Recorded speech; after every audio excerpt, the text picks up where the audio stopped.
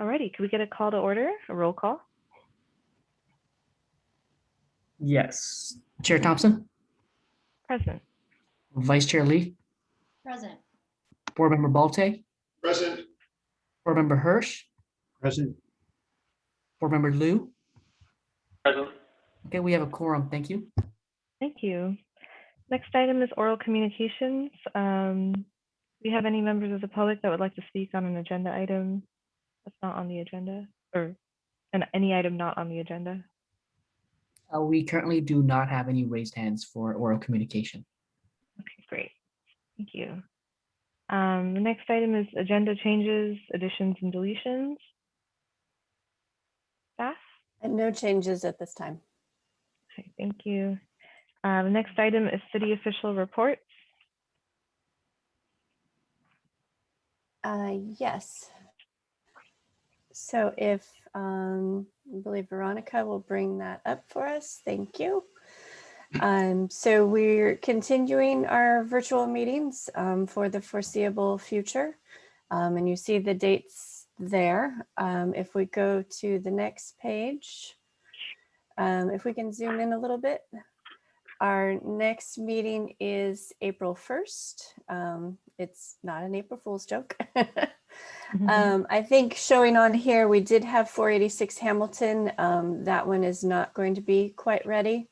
We will have the 300 Pasteur, which is a prelim, and we'll have the 2850 West Bayshore, which is also a prelim. And I believe a third item, we're adding an ad hoc committee item, which would be 180 El Camino Real, which was the signs for the Macy's building.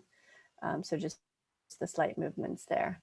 And I don't have with me who that would be, so I'll email the two people that would be on that ad hoc committee. And just as a reminder, we're now calling it ad hoc instead of subcommittee. So for the council's direction. So thank you. Thank you. Quick question. So when we do our motions, do we not say subcommittee anymore? We would be like, if we have something that we would do in subcommittee, we'd now call it ad hoc committee. Yes, that would be best. And I'm going to trip up on that one as well. So we'll all try and keep each other in check. Okay, yeah. New verbiage. Okay, great. I see Emily's joined us. And it's good timing because we can move on to our action items. So our first action item is 4260 El Camino Real facade renovation. This is a quasi-judicial recommendation on applicant's request for approval for a minor architectural review to allow for a facade renovation to an existing structure. Scope of work includes removing existing wood siding and replacing it with new stucco and metal siding, new paint, and metal cable railing along the stairways. Let's do disclosures. Board Member Balte? I disclosed that I visited the site earlier this week. Thank you. Board Member Liu? Yeah, I visited the site and also the materials board at City Hall yesterday. Thank you. Board Member Hirsch? I did not visit the site, but I was at the materials board yesterday. Thank you. Board Member Lee? I visited both the site and City Hall for the materials board. Thank you. And I also visited the site and the materials board. I'll hand it over to staff. All right, thank you. Emily, hopefully I'm showing the right presentation here. Yes, Okay. Thank you. Okay, great. So I'll do that. Just tell me when to advance the slides. Okay, we can go ahead and go to the next one.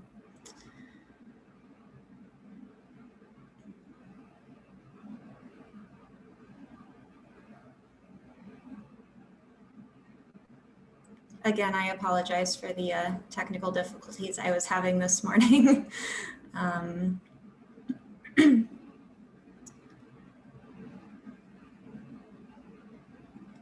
Oh, sorry, on my screen, it still looks like it's on the first slide. Mine too. Oh, it's showing background on mine.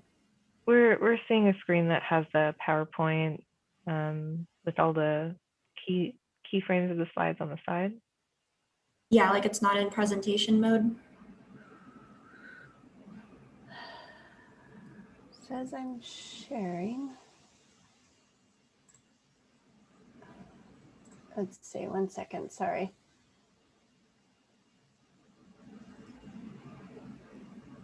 Oh, what is it doing? Jody, this happened to me on Monday. This is Amy with a city council meeting. There's something weird going on with Zoom lately. So I'm looking into it with IT. Yeah. So when you see view options, does it allow you to swap screens or whatever the thing we usually do? I've got it in I got 3 screens. I got 3 versions of this thing.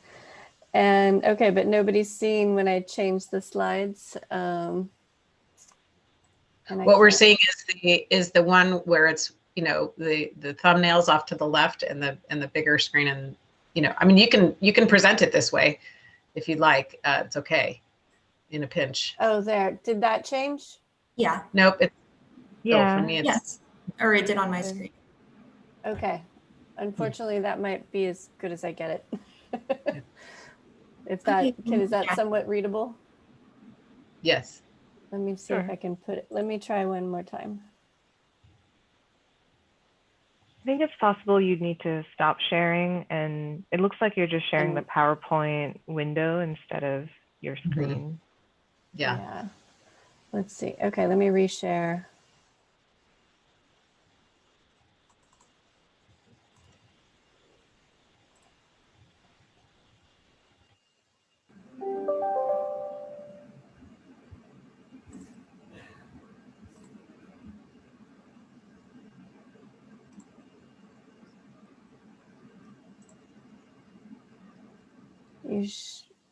Are you seeing project overview? Yes. Yeah. Okay. Okay, go ahead. Okay, so this project previously had its first hearing with the ARB on July 2nd of last year.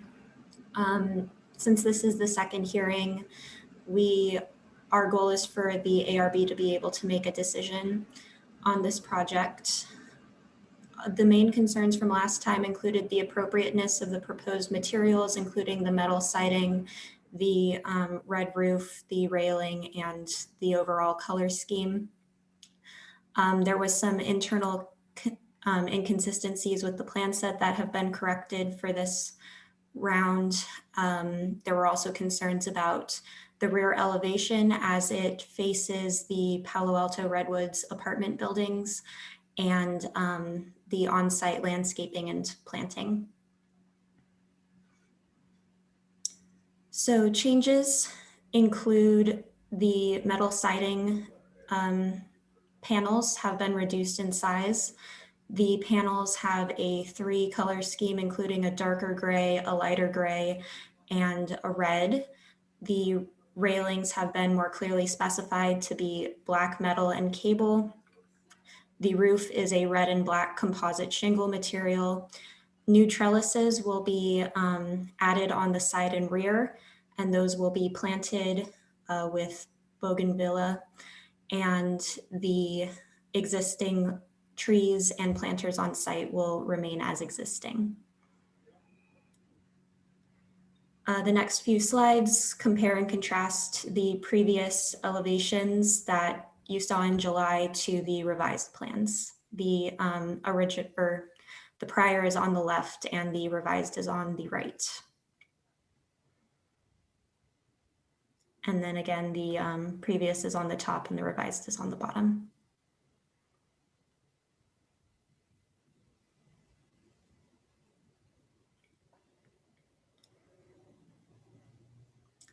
This shows the revised materials, although as you noted, you saw what is up at City Hall.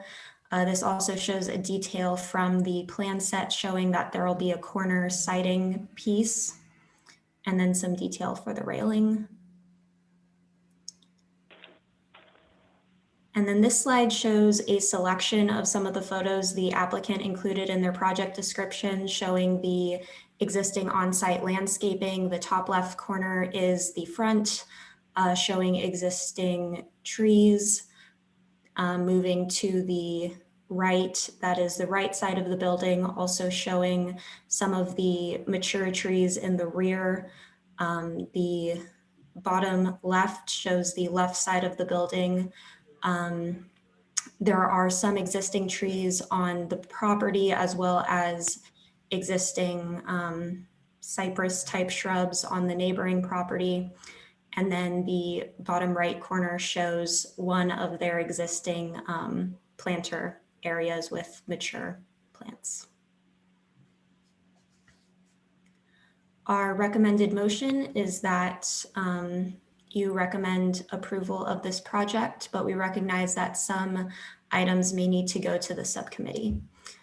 So I saw in our, and this concludes my presentation.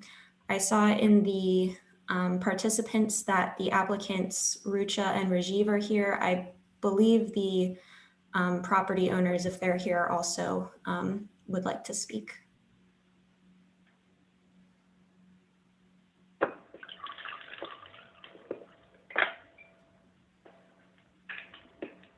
Thanks. I believe the applicant has 10 minutes. Yeah. Hi, everyone. Can I share my screen? Yep. Yes, please. I think for our transcriber, they don't watch the Zoom. So if you could state and spell your name for the transcriber. My name is Rucha Shah, and I'm the designer for the project 4260 El Camino Real. Do you spell your name for the transcriber? It's R-U-C-H-A, Rucha, last name Shah, S-H-A-H. Thank you. Go ahead.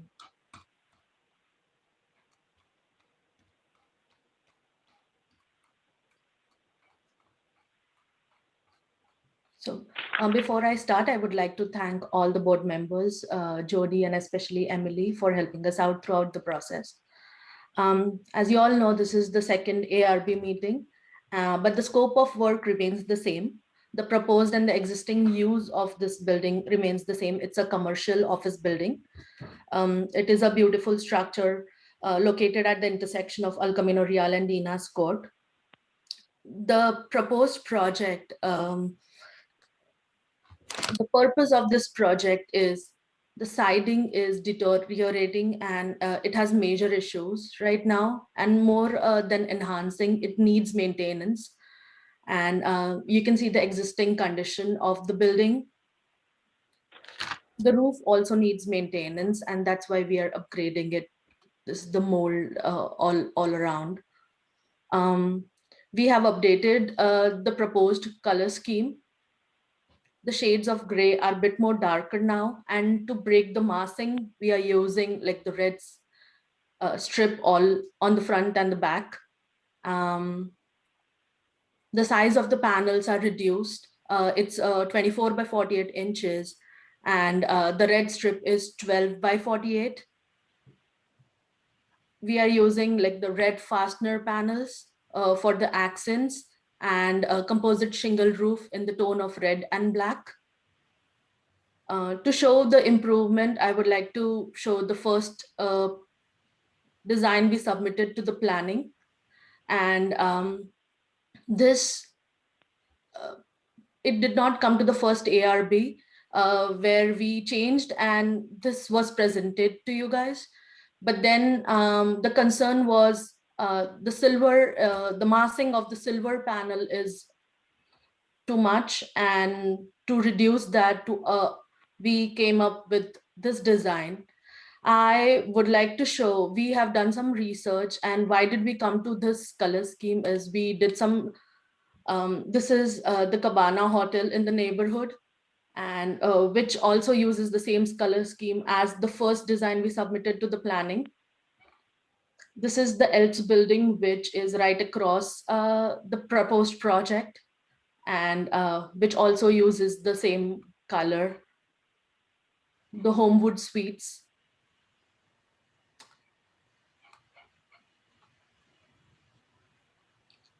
the McLaren building on Al Camino. The same panel size is 24 by 48 inches. And the Volvo building, which has the same tone of silver.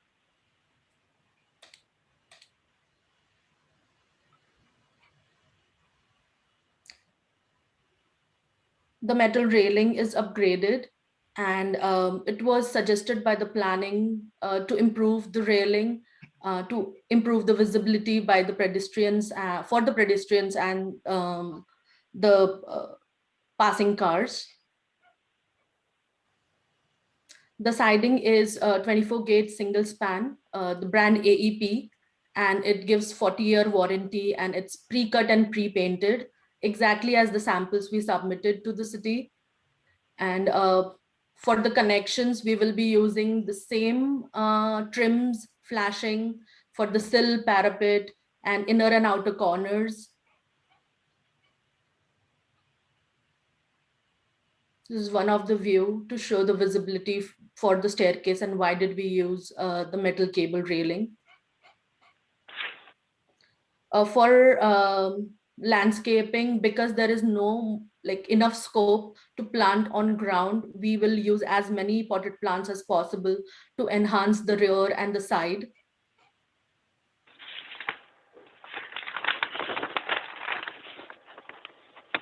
New lighting is added to the front, but because the front facade has more glass, even if the interior lights are on, it is going to reflect on the road. So minimum lighting is added to the front just to enhance, and which was also suggested by ARB in the previous meeting to add some lighting. This is the day street view with the hotel next door, and the night street view. Yeah, thank you. I hope you like our new improved design. Thank you. Do we have any members of the public that would like to speak? Chair Thompson, we currently do not have any raised hands for this item. Thank you. Do we have any questions of the applicant from the board? I certainly have questions if I'm the only one. Two. Do you want to go first, David? Yes, I think mine is relatively simple. You did see some images, I think, before of a darker base and a lighter top. The metallic top seems to have changed its feeling. I wonder why, was there a shift in the design idea here that the bottom should be light and the top should be dark versus the reverse? So the top, the concern in the previous was it will create glare. So to reduce that and to break it, we have used the darker shade on the top and broke it with the red color in between. This gives the reduction in the silver lighter shade. And I think anyway, the panels are not that textured or colored, which will create glare. But still, if there was a concern, we thought the darker color reduces lesser glare, so we put it on the top. Actually, it's just my concern because it seems like if it's a metallic building and it has a base, that the metallic part would be lighter than the base. But let's maybe discuss that later.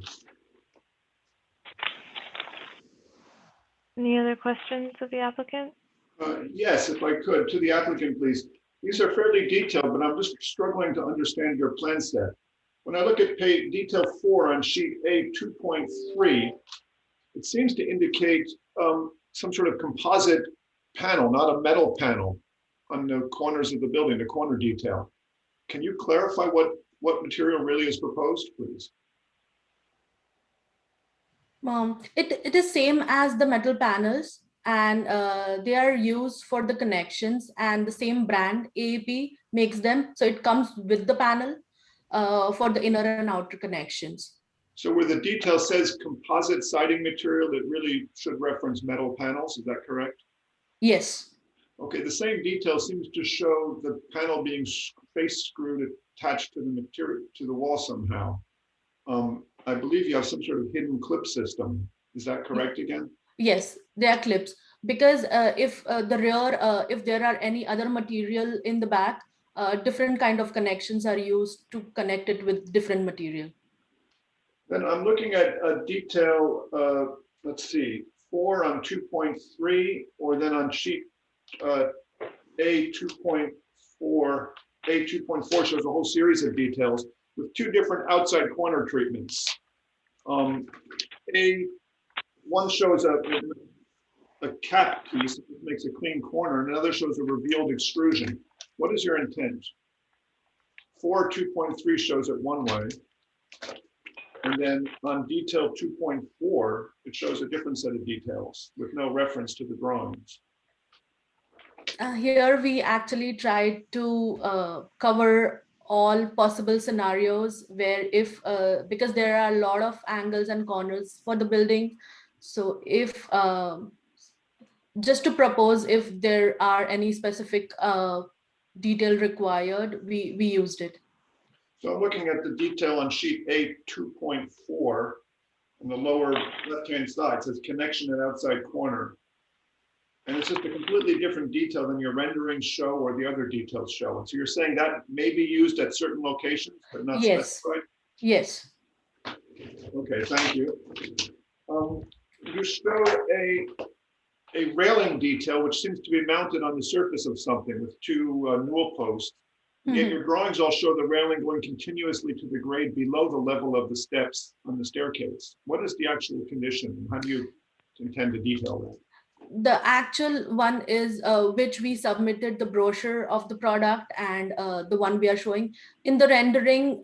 Sometimes it's difficult to draw exactly because the 3D team doesn't know exactly how to put it that way. Maybe there is a discrepancy in the 3D, but we will put what we have submitted in the brochure and shown in the design, like the details. So I'm looking at just on sheet A 2.0, the second drawing up on the right says black metal railing. It's a clear visual of the railing, but it clearly has to be mounted on a surface. And my question then is, if that's mounted on the surface at the grade level, say the sidewalk or something like that, you see through that to the structure of the stair, don't you not? Yes, it will be on the stairs. And so what is the side of the stair going to be treated with then or finished? It'll be quite visible with the cable rail. Does that also receive metal panels then, or how is that detailed? There will be metal panels in the background if there is any covering required for the stairs. So cover that, and then on top of it, we'll put the railing. I see. But is there a detail showing how that's done in this plan set? No, I don't think so. Okay, thank you very much.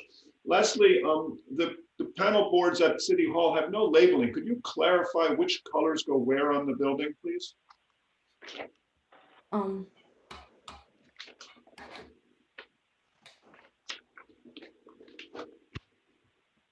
There seems to be a red color, which I assume is your red accent band. Yeah. And then there's a very dark gray, and then I would say a silver is the name I would call it. That's a parchment gray. That's a darker gray, and the lighter one is the Old Town gray. So the lighter color is at the base of the building? Yes. And all around? Yeah. So then on the drawing, I'm looking on sheet A3, the front elevation. It says new 7/8 minimum stucco 3-coat with wire, cement, plaster, etc. Is that? No, we are not using any stucco anywhere. That was in the previous first design, which we submitted in ARB1. I'm looking at drawings A3 that was submitted for this presentation. And it says pretty clearly here stucco on the drawing. Are you saying that that's not consistent then somehow? Yeah, that was removed. The stucco is removed from the drawing. I see. So the lower material is the lighter color metal panel that you're showing. Right. Do you anywhere identify the size of these panels on the drawing set or the alignment of the panels? I heard you say 2 foot by 4 foot dimension. Is that detailed or specified anywhere? No, but the elevations are pretty much to the scale. They are 24 by 48 inches. Okay, but the question is that included in the documentation? And I heard your answer say, no, it is not. It was mentioned to Emily, but no, I don't think it's updated in the document. Okay, well, thank you for answering my questions. That's all I have, Chair Thompson. The owner wanted to speak. That's through the chair, please. I'd like to ask the rest of the board members if there are any more questions. Charles, well, I do have a question. It's not really a question. It's just simply, I found Emily's slides 4 through 7 to be very helpful. I'm wondering if we could just look at those once again, if Emily's inclined to show them.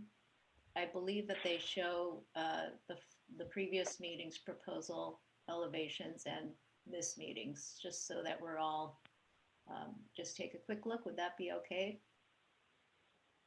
Sure. Sorry to add more time, but I think Emily went through them quickly and I thought those are really helpful just to give us some history. Do you need me to show again, Emily? Yes, please. Thanks, Jody. Let's see.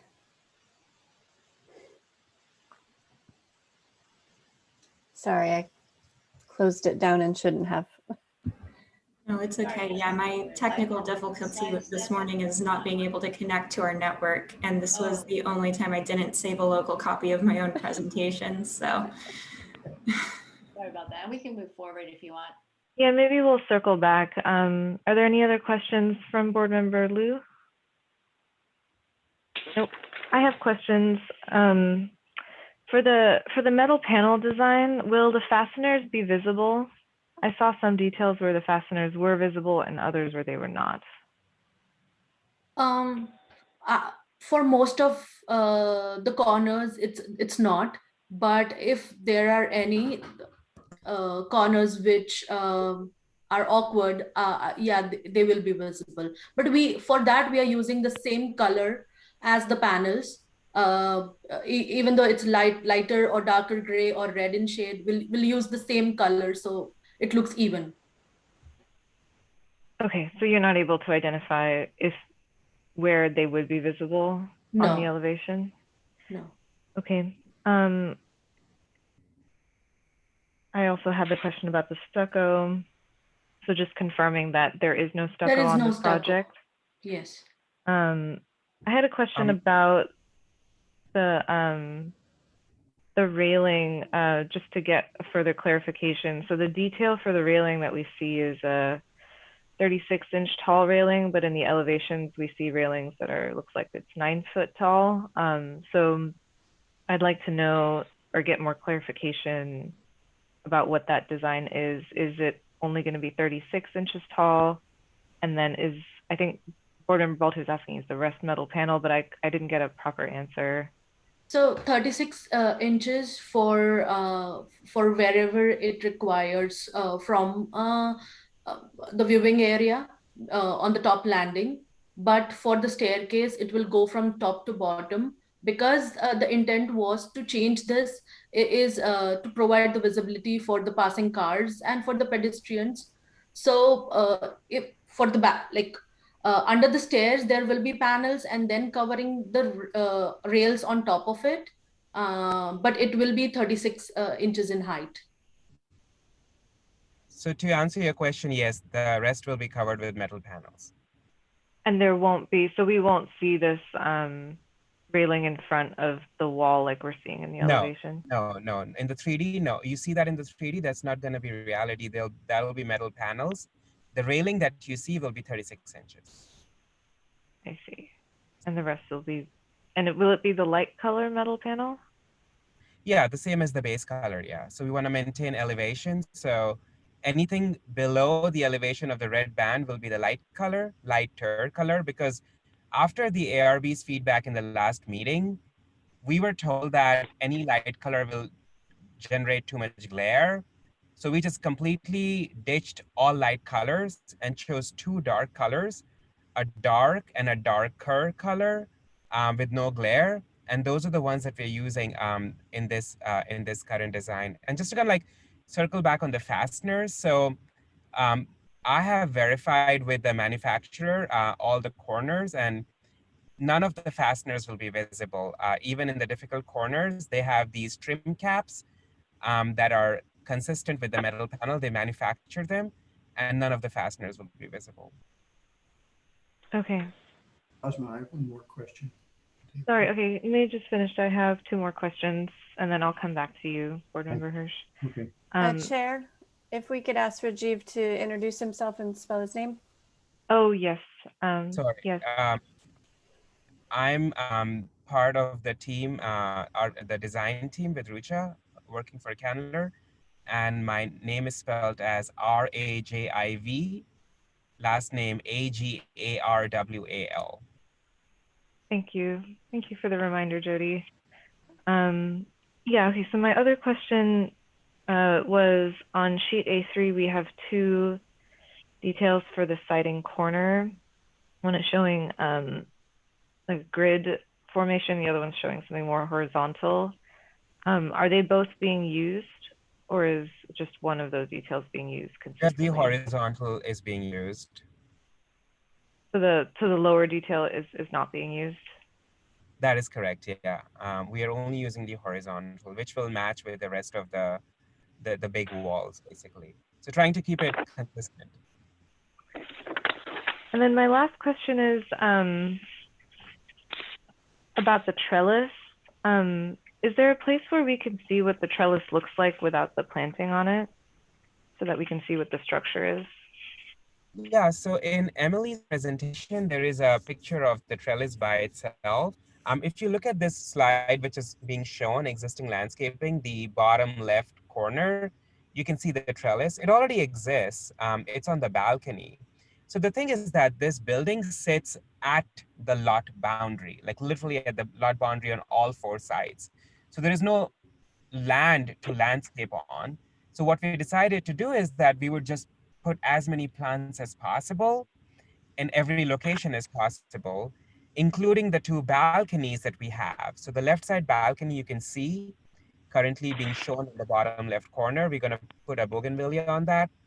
And then the back side balcony, which currently does not have a trellis like this, we're going to put a trellis and put bougainvillea on top to just create as much landscaping as possible, given our constraints, not having any land.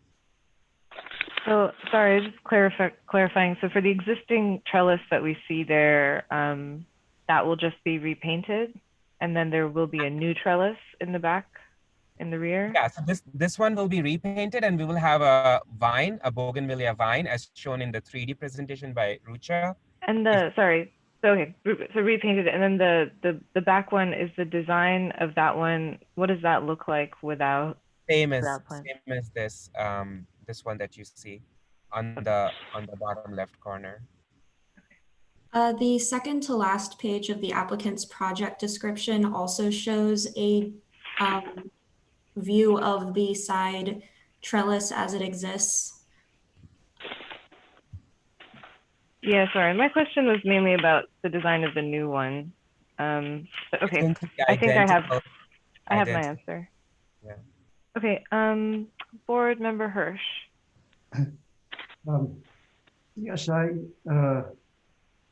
wanted to ask about the lighting in the front, because that was one of my major concerns in the last submission.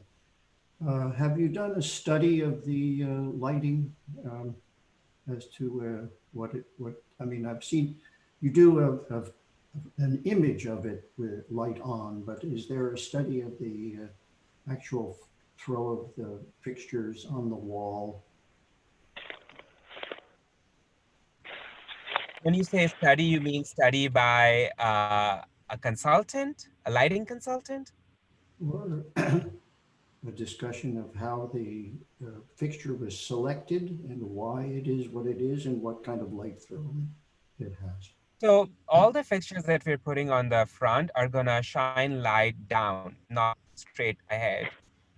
The idea is to just make sure that there is, once again, minimum glare from the building. And the reason for putting our understanding of putting lights in front was to just give a more enhanced look to the building. Um, all the like the structures to the left and the right of the building, they have pretty minimal lighting in the front as well. So we wanted to keep it consistent with that as well. The fixtures we have selected, they're going to shine light down as shown in the renderings. You didn't have a lighting consultant. Is that true? There is no lighting consultant that we have hired. That is correct. Yeah. You did I hire. mean, Yeah. say that again. Is there a cut sheet of the light fixture available? No. Any other questions of the applicant from the board? Yeah, I have one more on the metal. Is it your intent to get shop drawings from the supplier that will show all of the detailing that you talked about? So Yes. these are metal panels with no visible fasteners. So as shown in the renderings, the size is specified, and you can see that none of the fasteners will be visible. Um, in terms of the shop drawing, we have a cut sheet of these metal panels that we have submitted. Um, so at the time of installation, if we need any more details, yes, the manufacturer will provide those to us. Okay. Okay, any other questions? I was Okay. just hoping we could take a look at those Oh, yeah. slides 4 through 7 briefly. Is That's that right, okay, yeah. Isma? If we, Chair Isma, if we just breeze through those? Yeah, that's right. Thanks for reminding me. I forgot Thank to you. circle back.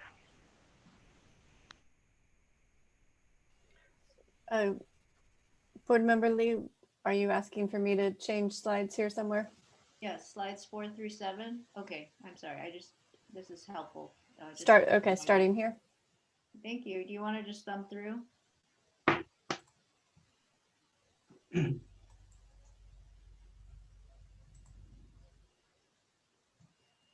I appreciate that. I just have the large scale black and white, and I didn't see it in the applicant's packet. Yeah, so Okay. those are the 4 sides. Thank you. Alrighty. I guess we'll close public hearing and bring it back to the board. Let's start with comments. Who'd like to go first? Happy to go first. So I'm happy to start, Osma, if you like. All right, go ahead, Board Member Balte.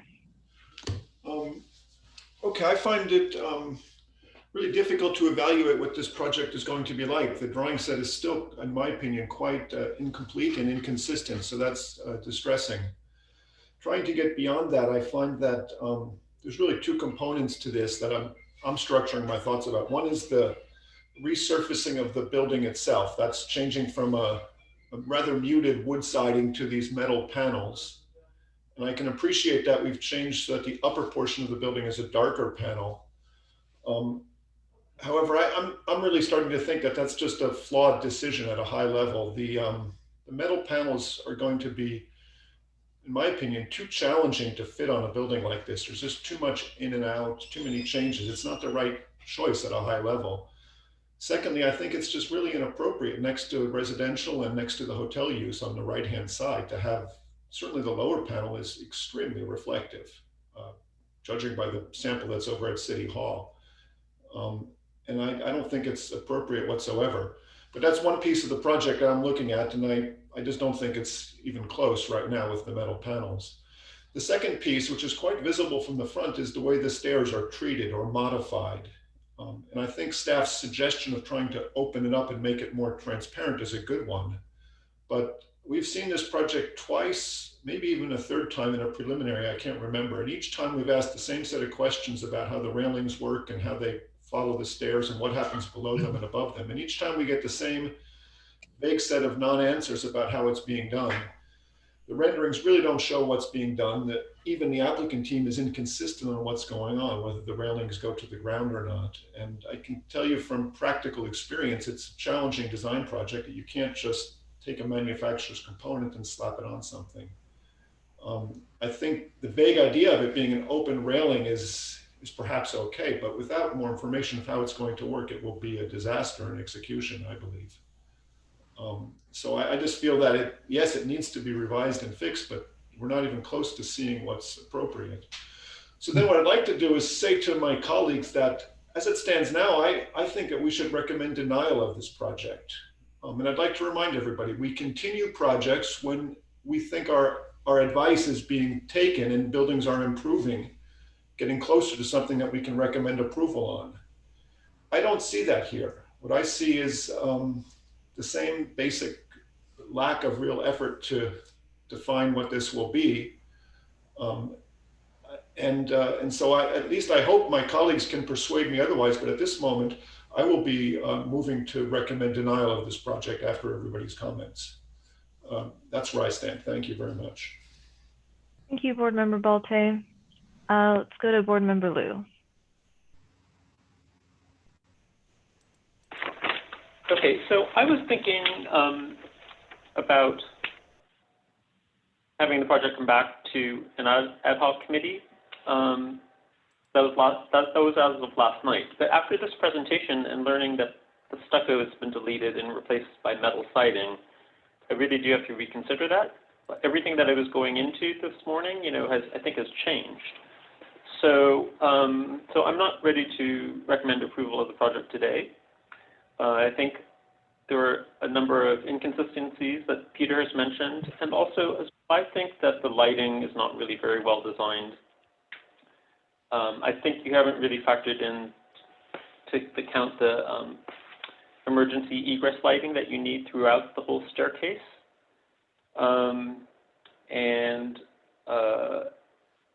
Yeah, so I think it's really just unresolved. So I'm curious to see where the board comes with, where the board members come weigh in on this, but I think I will generally support the majority decision. Okay, thank you. Thank you, Board Member Liu. Board Member Hirsch.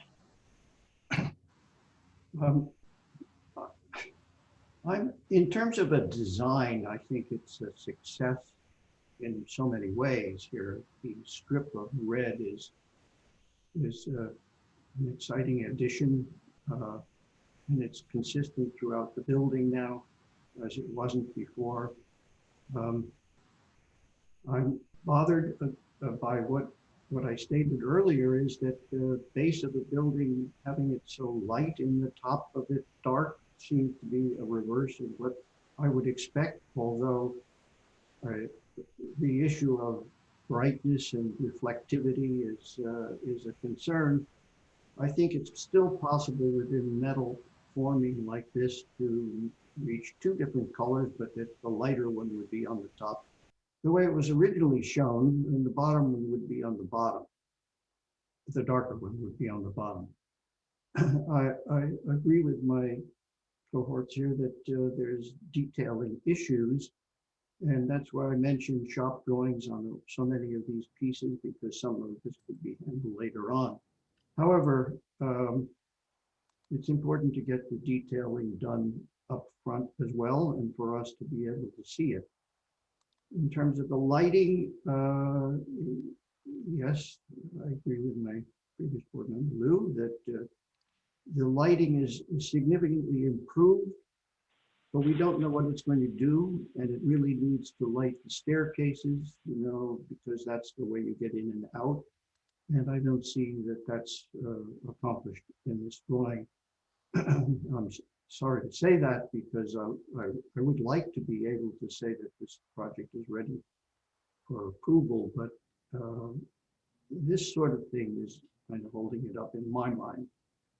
The other aspects that we're not talking about too much is, you see renderings of plantings and whatnot along the building, but I don't think that was really all that well resolved around the. I think it's waste time. Around the just replace the electrical on the left, I understand that somebody else trimmed the planting, but it will grow back. But I was concerned that there doesn't seem to be a professional hand in there on the planting in general. In particular, I'm sort of concerned about the area where you just have pots up above in that planter area. And it's a kind of a ridiculous way to show planting. Whereas that it seems to me that there is a way in which you could build the planting into a inserted piece in it, and the planting would be a part of the whole structure. Just putting pots around is not a really great solution for the planting ideas around this building, and therefore I would recommend that you look to somebody to give you some advice on that. The existing trees that are there, that's fine, that keep them, but the ground covered and the planting edges and the relationship to the ground needs to be expressed in appropriate planting terminology or terms, whatever however you want to put it. Again, I think that I think it's a significant improvement here to have these metal panels, and I think that's an appropriate way to treat this building. And I don't know, can't imagine what else you would do. It seems like this is a kind of industrial building, and it's going to be different than its neighbor. The neighbor's a great big new hotel. This is going to stand out by itself. Then the next neighbor is another hotel that's set way, way, way back on the property. This is a little gem by itself, and I like the way it has been detailed in terms of the metal siding. I just don't agree with the top-bottom issue here. And I suspect that maybe you were sort of forced into this because the issue of a shiny building was a question. But I'm sorry that that decision was made, because I think that the bottom should be dark and the top should be lighter, but not overly reflective. And that will match the regular part of the building in the back nicely, and the proportions of the tower are nice right now. And so in terms of the aesthetics, I think it's a better decision.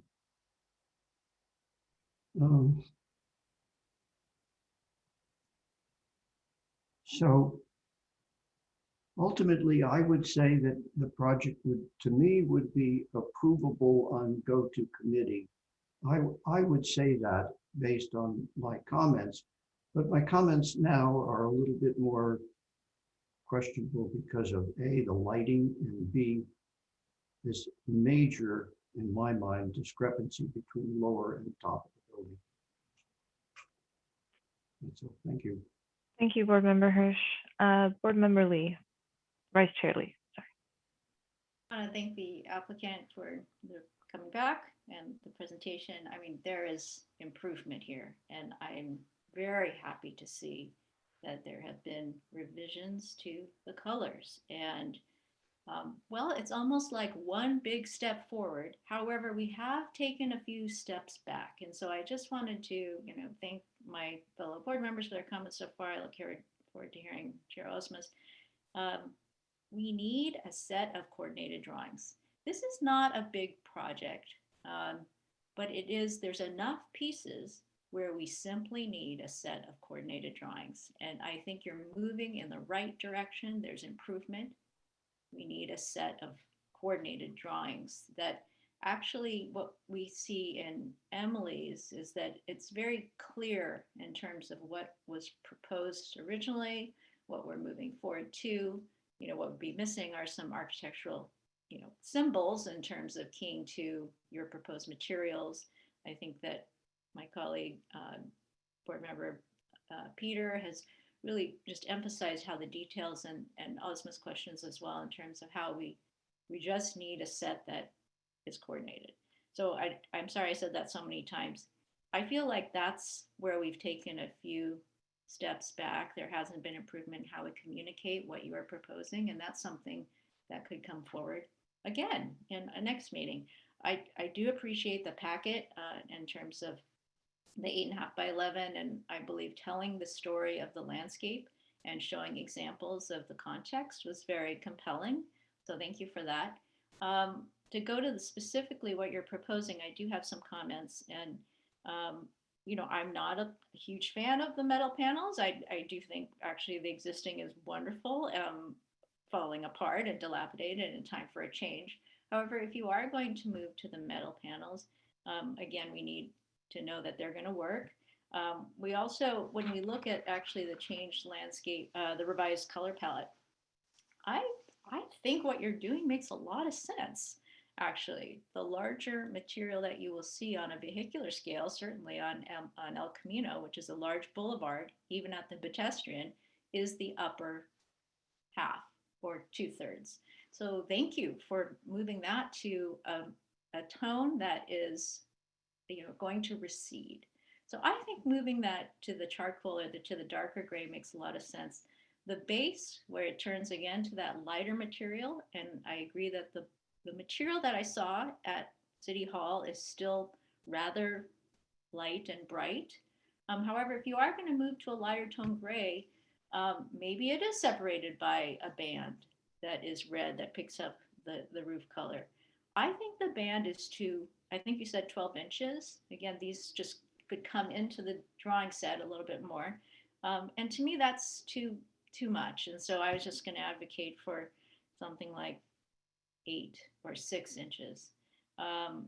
And the band is clearly applied, and I think the band needs to work with other things. So when we actually look at lighting and a lighting fixture, when you come back, hopefully, my feeling is, you know, board member Lou's comments regarding egress, but also the horizontals, the lights are at 2 different levels on that upper piece. And so just to really think about that lighting and explain why it's doing what it's doing, the size of the fixture, where it's placed, I think would be great.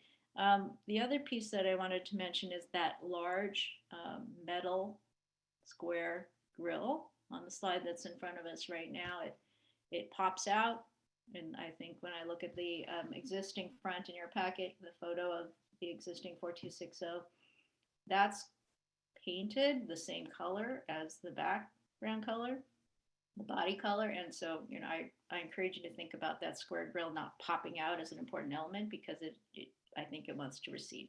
And then when you do think about the plants and the installation of this material, which is, you know, a large surface area and will be difficult to install and actually make the plants, but some of them I see in your packet are not mature. They're actually low growing, I mean, hardy plants, but just to think about when that installation occurs, maybe go back to the plants and just make sure. I'm just worried that they will not be protected. And we do, you know, this is a very straightforward proposal in terms of changing the material of the building. But the landscape does matter in terms of how that works together. And so encouraging camellias to grow, that's where they're already planted, that's great. But there might be areas where you might want to take a closer look when you do this next layer. And, you know, I look forward to seeing it come back again. I'll stop there. Okay, thank you. 1 second, taking notes. Alrighty, I guess it's my turn. So, you know, in terms of looking at in our packet page 10 and 11, we've got notes from our previous meeting and how the applicant has responded. And I can't help but notice that some of these things have not really been responded to. We have a note at the beginning that says, please delete unused details or images. And this morning we identified a couple of images that were not applicable, that were not deleted, that the railing details appear standard, and that they don't look like the rendering.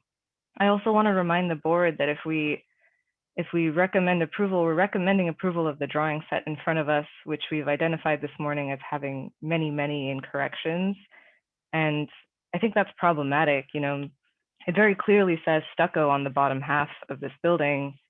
And to learn that it's not stucco is a problem. We shouldn't be recommending approval of a drawing set that's incorrect. and we shouldn't be sending wholesale facades to ad hoc committees. That's not what ad hoc committees are for.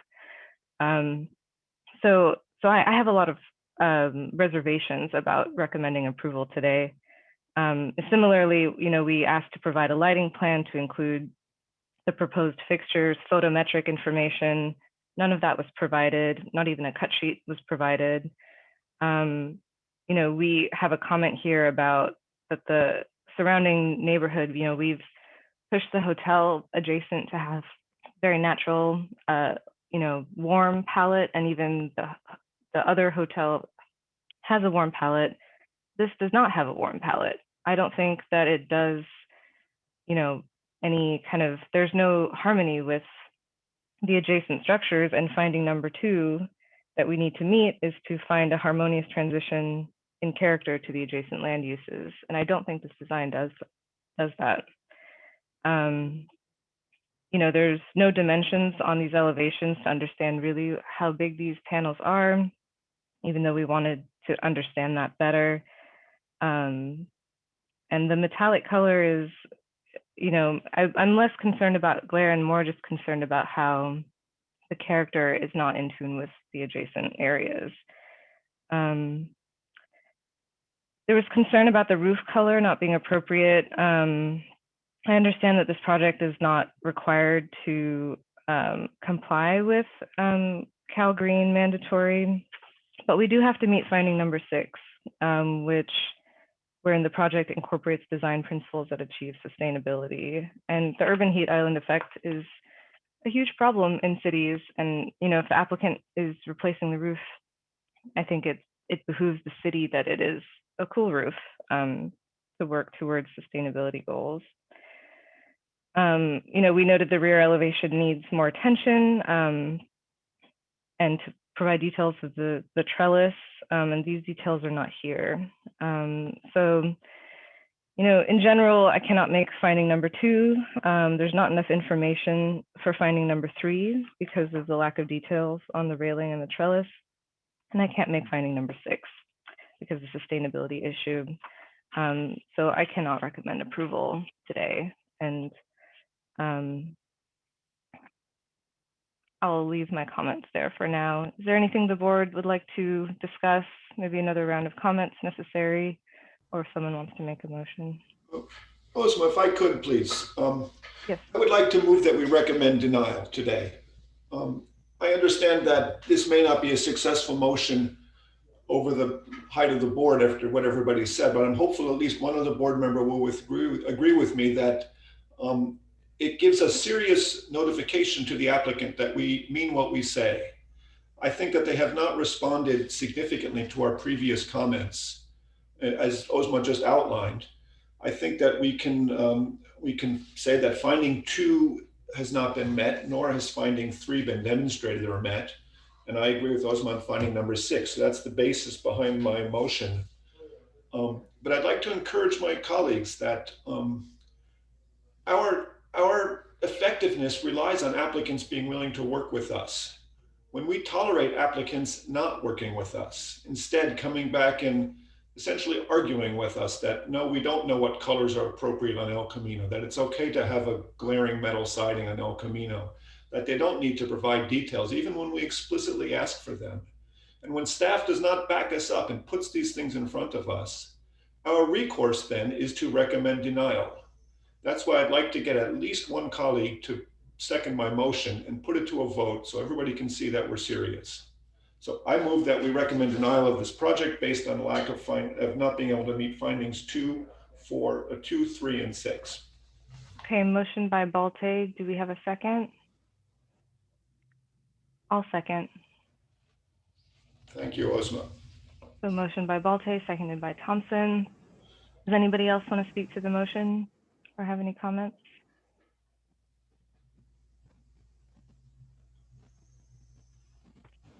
Nope. I've already spoken to it. I think it's clear. Okay. All right. Should we go ahead and take a vote? That's what you do, Osma. Yes, if we can get Osma. Veronica to do a roll call. One second. Board Member Hirsch, Yes. you have a note? It's on mute, I'm sorry. Um, I don't think there's a lot of choices here in actually how this building should be treated in material.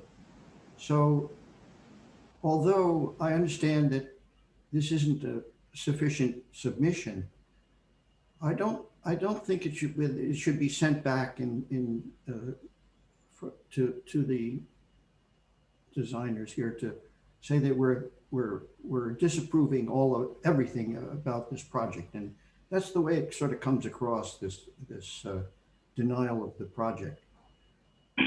I would like to see us soften this a little bit, because there are some decisions that have been made here that I think are quite successful.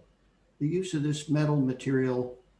Look, this is a very special building from the beginning, and it doesn't look like other buildings on El Camino, but it was designed as a building that with inadequate materials in the beginning.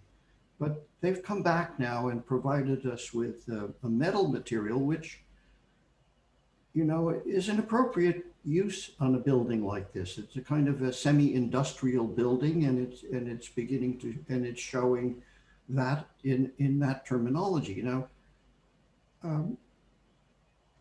I mean, we can question the way Grace did the dimension of that red strip, but it's an effective red strip. So let's not throw the baby out with the bathwater here.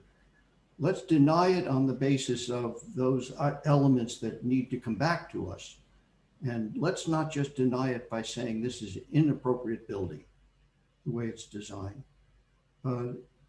Let's say it has to come back for improvements in the lighting, some improvements in the landscaping.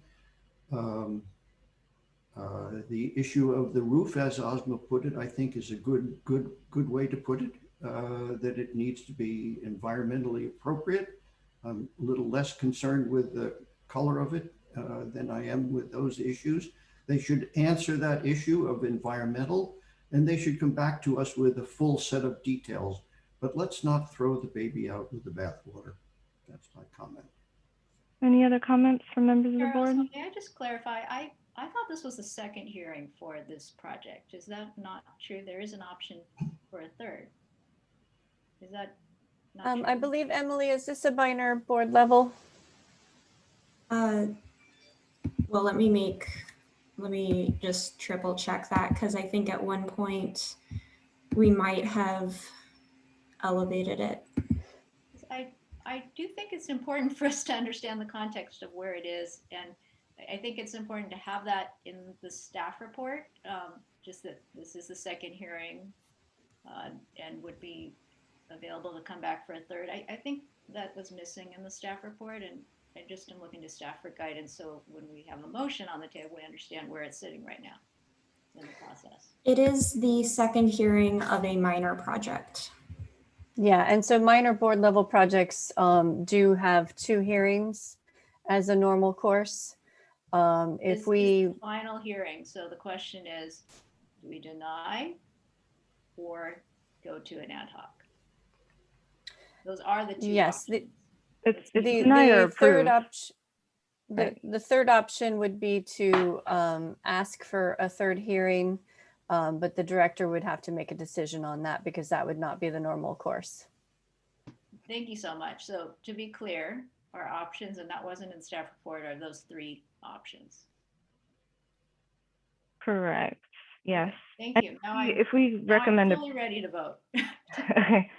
Yeah, and I'll just remind the board that if we recommend approval, we'd be recommending approval of the drawing set that's in front of us today with all the errors. Okay. So we still have a motion on the table, motion by Balte, seconded by Thompson. Let's go to a vote. Board Member Balte? Let's see, I vote that we recommend denial. So is that a yes vote? That's a yes vote. Okay, so Board Member Balte? Yes. Board Member Hirsch? I'm going to abstain. Okay, Vice Chair Lee? Yes. Board Member Liu? Yes. Chair Thompson? Yes.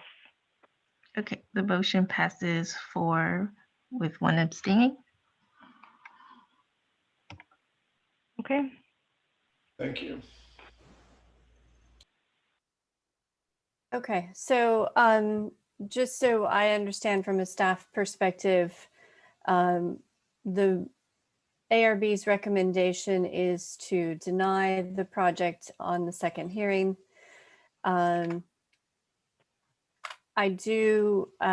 We will speak to the director and see where the director would like to take that recommendation. I did want to, if the applicant would like to come back, or if there's a way that they'd like to come back, I want to make sure that we have all the details of the board's concerns. I'm hearing that there's need for additional details on the metal panelings. If we could get maybe a straw poll on the colors. I didn't get a clear detail on that. We do need some more information about lighting, landscaping. There was conversation about a cool roof, and I think just more details in general. So I think colors is maybe the only question I have as a staff. Yeah, I think there was kind of differences of opinion on if the chosen materials are appropriate. So we can take a really quick straw poll if we feel like the proposed materials in this project, as it is before us today, is appropriate. All right, let's do the straw poll. Board Member Balte? What's the question, please? We're taking a straw poll to see how board members feel about the material palette that's presented to us in this project. Do we want to break up the metal panels versus the colors?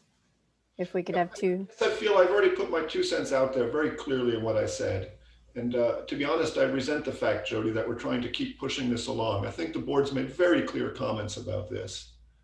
And so I'm going to abstain from a response to that straw poll. Thank you. Okay, Board Member Liu?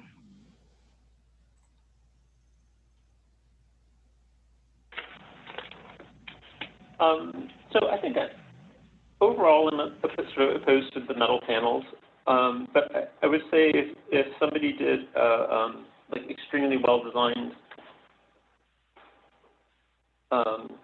design scheme, that there is a way for me to approve metal panels. So I'm not opposed to them completely. It seems to me to be the wrong decision based on the context, however. And I think, on projects, say like on, was it 636 University Avenue, the council made it pretty clear that the context was the adjacent buildings and not like buildings a quarter mile away. So like, say, for example, in this case, the car dealerships. So I think that the council would back us up on that regarding on context. So that's where I'm on the materials. Thank you. Board Member Lee, Vice Chair Lee. I do not have any problem with the application of metal panels nor the colors in this situation. I want to make that very clear. And then if I may, Chair Asma and Jody, I just want to make sure, can we ask that if, just moving forward for this, any applicant, that the staff actually share an example set? I'm not sure, are you still doing that at the preliminary and for a minor and for a major? So that the applicant actually has an example set so they understand what the requirements are? I'm a little bit confused why, we've had 2 hearings where there hasn't been a coordinated set. So I just want to make sure that the staff planner is sharing and, sitting down or doing that with them. Okay. Board Member Hirsch. I have again stated that I think that the metal panels can work, that they need to be appropriately shown to us. That I'm just stressed that the stucco was on the set that we received. It was totally inadequate set. And I understand a lot of the feelings of the board members that this is not an acceptable project when we are given documents that are so incomplete and don't answer all of the details that were requested here today.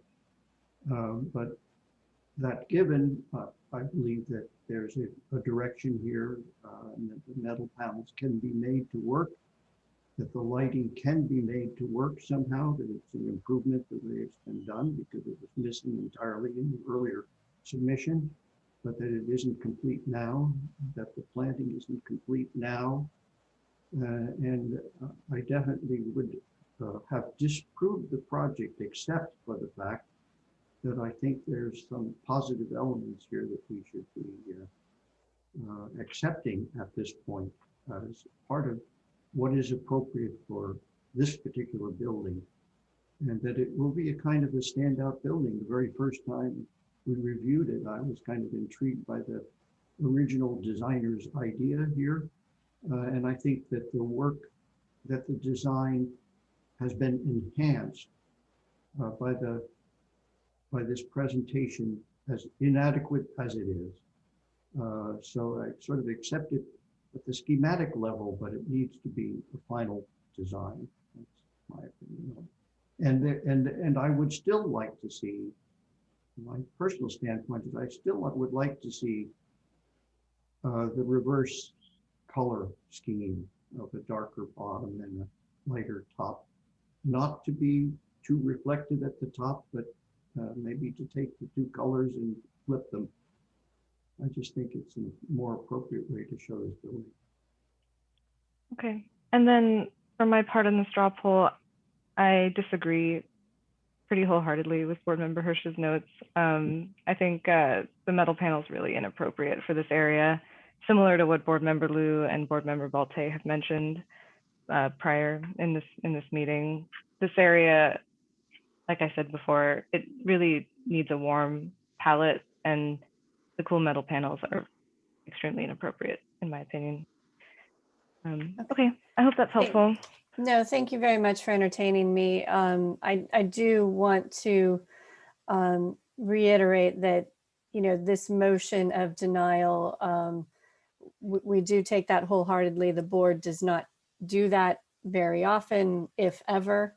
And so we should take note of that, that there are, you know, a lot of missing details and things of that nature that we need to adhere to. So thank you for that direction. I will bring that to the director and let you know where that goes.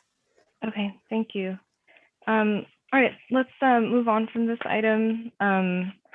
Maybe let's take a 5-minute break, and then we'll move on to objective standards. So we'll come back at 9:56. Said with them or what I heard from them, just so you Okay. know. That's fine.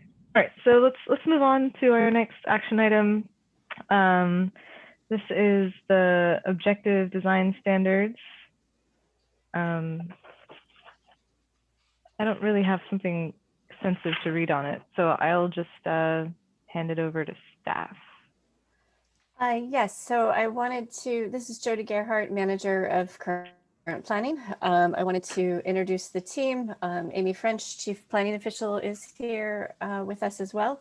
Both of us on staff have been working on this project, and then we have Jean Eisberg and Chris Senseneg, our main consultants that have been working on this project.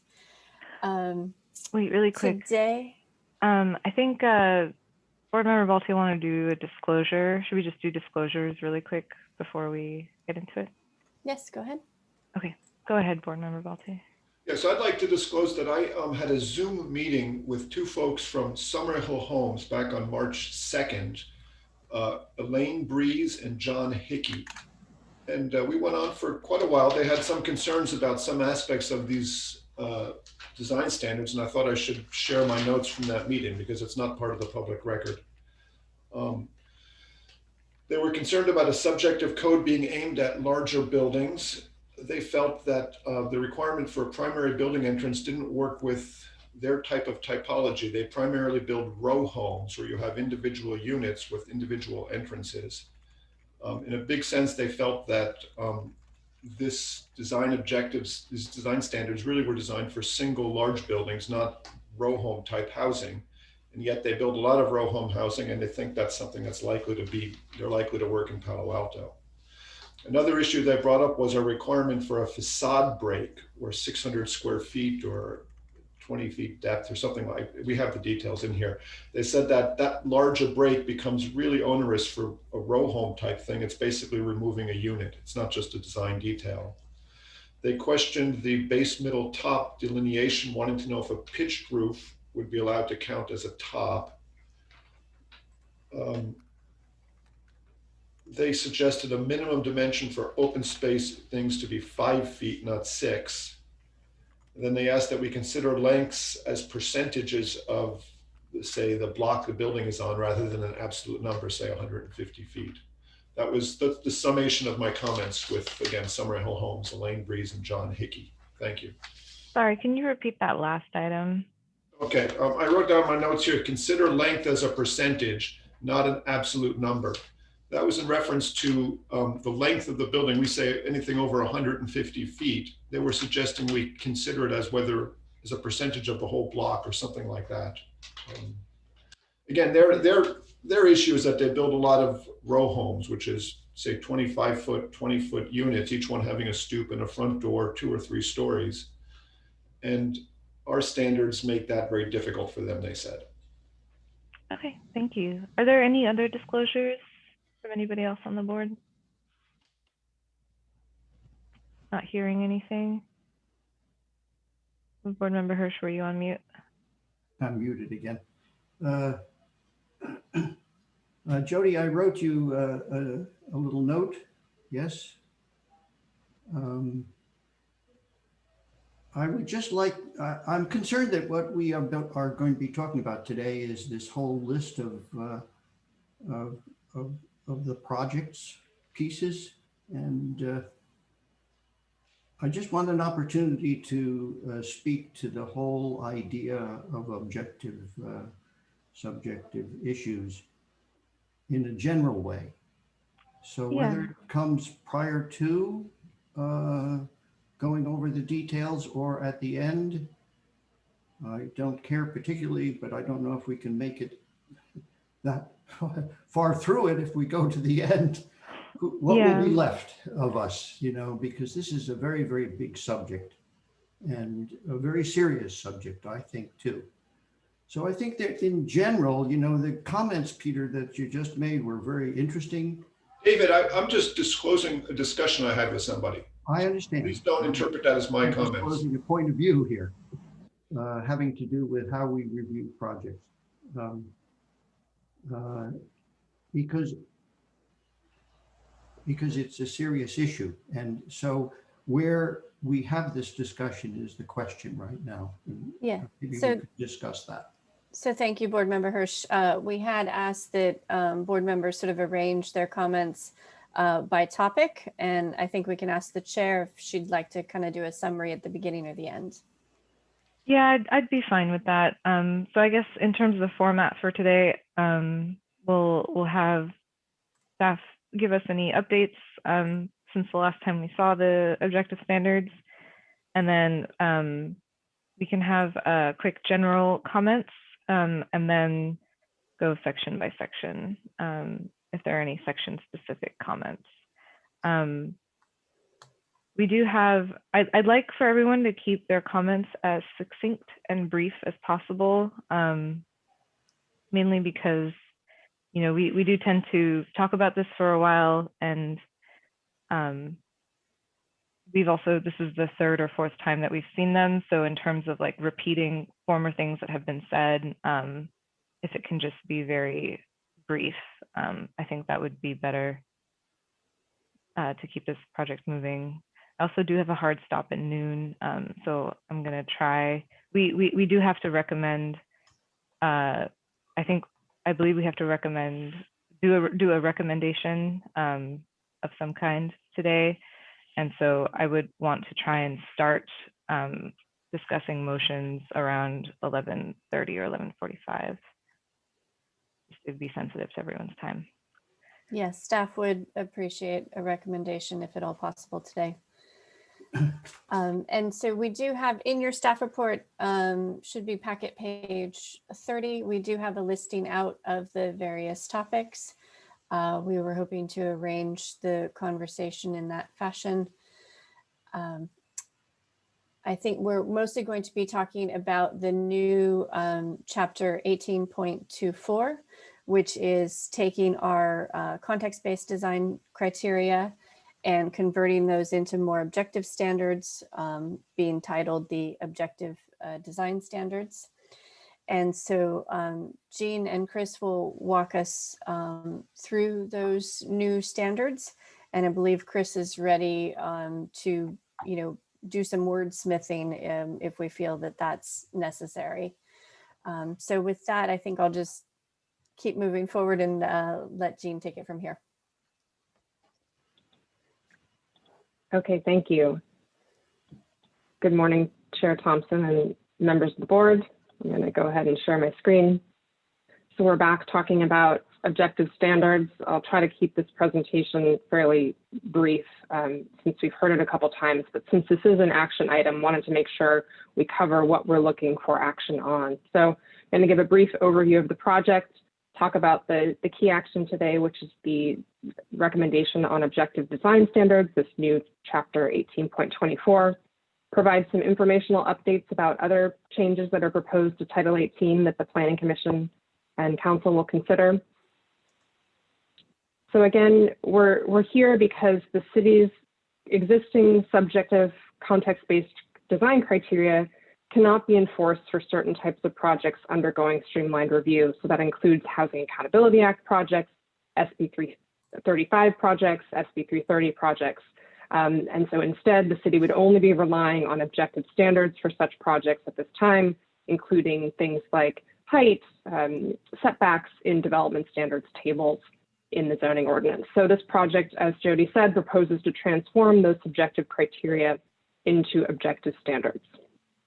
The project is funded by SB 2, which calls for ways to streamline housing approvals, facilitate housing affordability, and accelerate housing production, particularly for lower income units.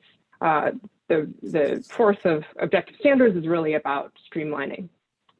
And so again, what are objective standards? They're uniformly verifiable. They involve no personal or subjective judgment. So for example, a setback with a minimum of 10 feet is an objective standard versus many of the subjective criteria which the city currently has on the books, including a couple examples here, that parking should be broken up into smaller groups to avoid large expanses. Likewise, the context-based criteria talks a lot about compatibility. For example, scale and massing should be compatible with existing buildings. That's a subjective criteria. Taking a step back on the Housing Accountability Act, this is going to come up a couple times in the presentation, but just a reminder of what that is. This protects housing projects that comply with objective standards, and housing development projects under state law are defined as two, well, the way that city interprets it, 2 or more residential units, a mixed-use development with at least 2/3 residential floor area, and transitional or supportive housing. And these projects are complying with objective standards. So in those cases, the city cannot deny a project, reduce its density, or make it infeasible unless it makes findings under state law about adverse specific impacts. So this is our 6th meeting with the full board. We're going back to the Planning Commission next month, looking for their recommendation on the design standards, and then we'd go to council later this spring or summer. So the first chunk of our presentation, this is the action item for the objective standards.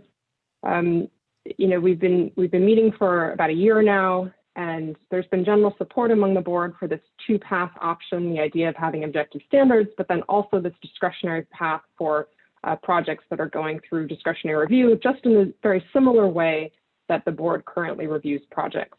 And then, as you well know, there's been a lot of concerns about the prescriptive nature of these objective standards.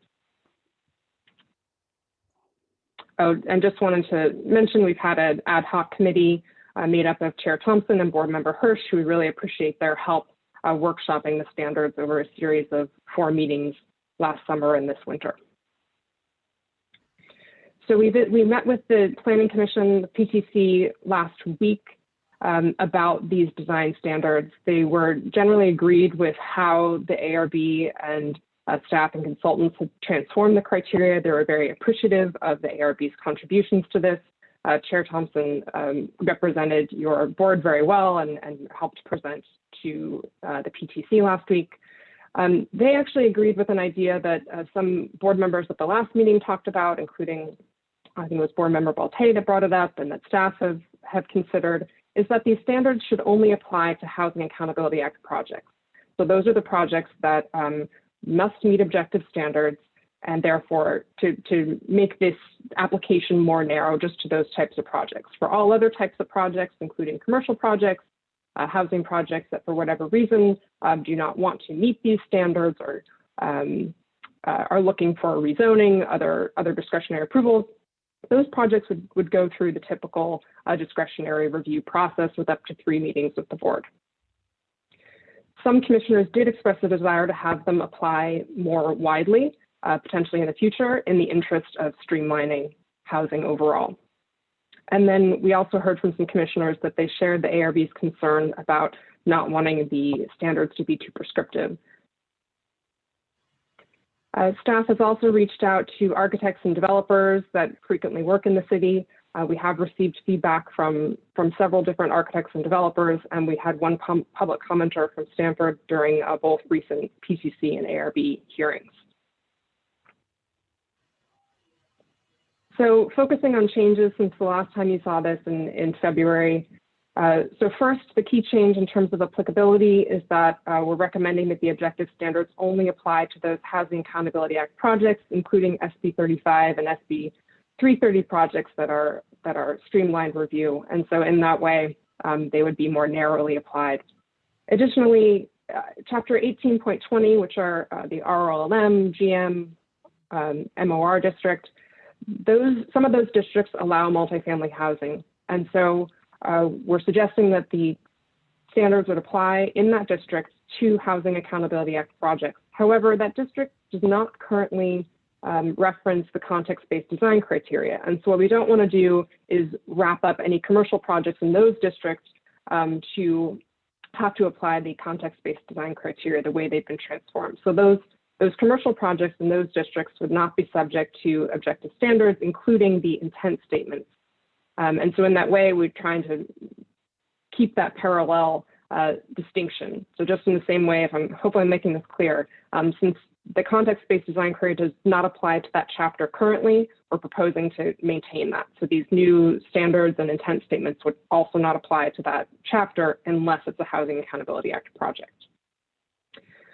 The key changes since the February 18th meeting are that we incorporated the refinements recommended by the board during the straw polls. And so that changed some measurements, ratios, dimensions, and some materials. And then we made some minor modifications to address concerns about townhomes, modular construction, and different types of buildings. So this is just encapsulating to clarify a few examples of different kinds of Housing Accountability Act projects. And again, the applicability. So for Chapter 18.20, again, only Housing Accountability Act projects would be subject to these standards and intent statements. No changes to our topics, but these are the 10 topics in the draft 18.24. And we'll go through these one by one, or we won't go through any topics that you don't have questions or comments on. And again, in terms of how the document is organized, there's a series of umbrella intent statements, which are drawn sometimes verbatim from the context-based design criteria, but those are the subjective statements of intent. And then underneath that, we have standards. And those are the objective standards, sometimes measurements, sometimes a menu of options. And so 2 paths: if you're a Housing Accountability Act project, you are required to meet the objective standards.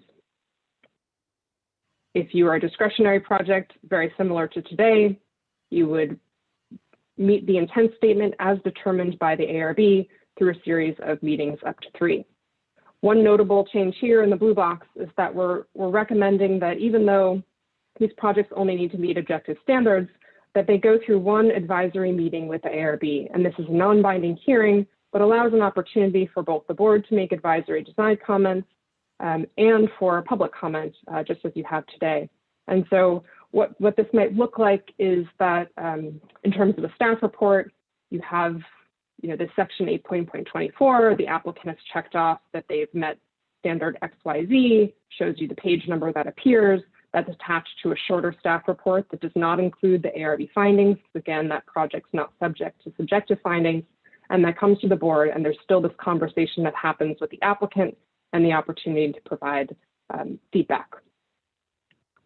And so that would be codified in changes to chapters 18.75 and 18.76 of the city zoning ordinance.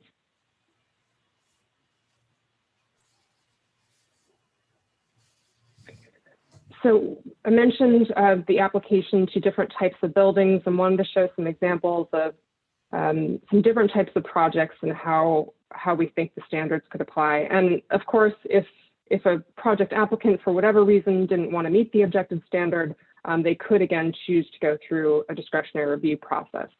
But looking at some different townhome examples and the way that those entrances can be permitted on the ground floor through these objective standards. And so, for example, we brought up the issue of roof pitch, which we do see as a defined top in a pitched roof. Different ways that building massing and facades can be expressed. One of the key elements of the design standards is the facade design, which now states after changes in the last round that those changes in facade design are not required below 4 stories. And so most townhomes would not apply in that context. The issue of modular construction was also raised, and so just wanted to demonstrate that modular construction does not necessarily mean a rectilinear building, but there's still opportunities for recesses in facades, projections, different uses of materials, and different look to a ground floor versus upper stories.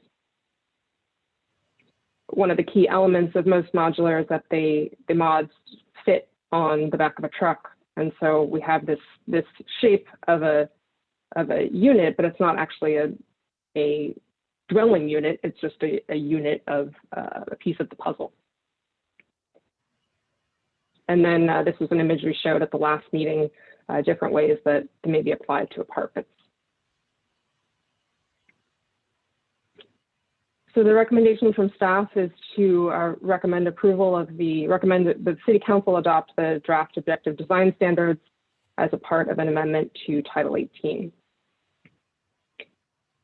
Last piece of the presentation are just informational items, other updates to Title 18. This was discussed with the Planning Commission last week. First is some minor changes to development standards in individual district regulations. One key issue we wanted to bring up, and this is referenced in the App Places memo that Jody provided yesterday or this morning, which is about the height transitions. The way it is now, each district kind of says in a little bit of a different way what's required in terms of changes in height across properties when you're adjacent to a lower density residential zone. And so staff would like to retain the spirit of those regulations while streamlining the language to make it more clear for applicants, for staff, and for decision makers. And so, for example, this is an example of the CNCSCC district. The current code language says within 100 feet of a residential district, abutting or located within 50 feet of the site. And this language has always been confusing for staff, and as I'll demonstrate, has been interpreted in a couple different ways with actual projects. The proposal is to clarify that any portion of a structure within 50 feet of a residential zone would be subject to a lower height. And so what that means in the graphic at right is that you have a lower density district on the left of the screen, the higher density commercial district on the right of the screen, and within 50 feet of the property line, the portion of the building would be subject to that lower height limit. just a couple of examples. This is the Wilton Court project, and you can see how that was interpreted. Within 50 feet, the project is at a lower height.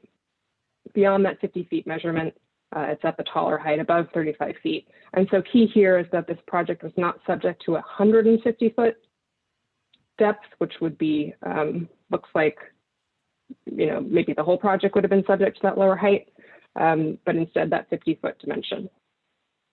Another built example is the Hilton Hotel, which is adjacent to an RM40 district and within 150 feet of an R1 district, and it's not, does not have any reduced height at the rear of the building. Other key sections are changes to performance standards in 18.23.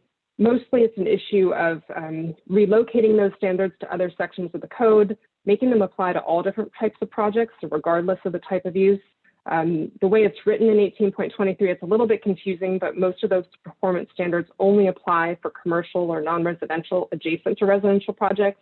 In practice, these standards have been applied more broadly, and so we're making that more clear, moving them to more rational locations in the code and tightening up some standards, working with the city's water quality division, zero waste division to bring them up to date. Another key item we talked about last month and talked to the PTC about last week is the idea of transforming some of these legislative actions, such as the workforce housing and affordable housing overlay, into incentive programs, kind of like the housing incentive program. And in that way, if you meet the threshold of affordability criteria, then you could receive waivers for development standard flexibility, rather than going through the legislative process with the PTC and the council for the types of housing that the city wants to generate, affordable and moderate income housing, to make that process more simplified. These projects would still go through architecture review with the ARB, up to 3 meetings. This is maybe part of a separate planning effort than the Objective Standards project, but has been floated as part of our work here. Okay, that concludes my presentation. Okay, thank you. Upon thinking about it further, I think what might make sense is if we go through section by section first, and then at the end we can give our overall feedback, because that'll probably lead to the motion, or that will probably speak to the motion that we end, or the recommendation that we end up doing anyway. So with the board's permission, let's just dive right into it. Thank you, Jean. Sorry if I didn't say thank you. Thank you. So let's start with section 10. I guess I'm just going to use the last few digits, which is the purpose and applicability section. And I'll just call on each board member if you have comments on that section. If you don't, just say no comments, and we'll just keep moving. So for section 10, the purpose and applicability section, board member Liu, any comments? Oh, sorry, go ahead, Jody. Would you like us to bring up the document just so we can see it? Yeah. If Chris or Jean's able to do that.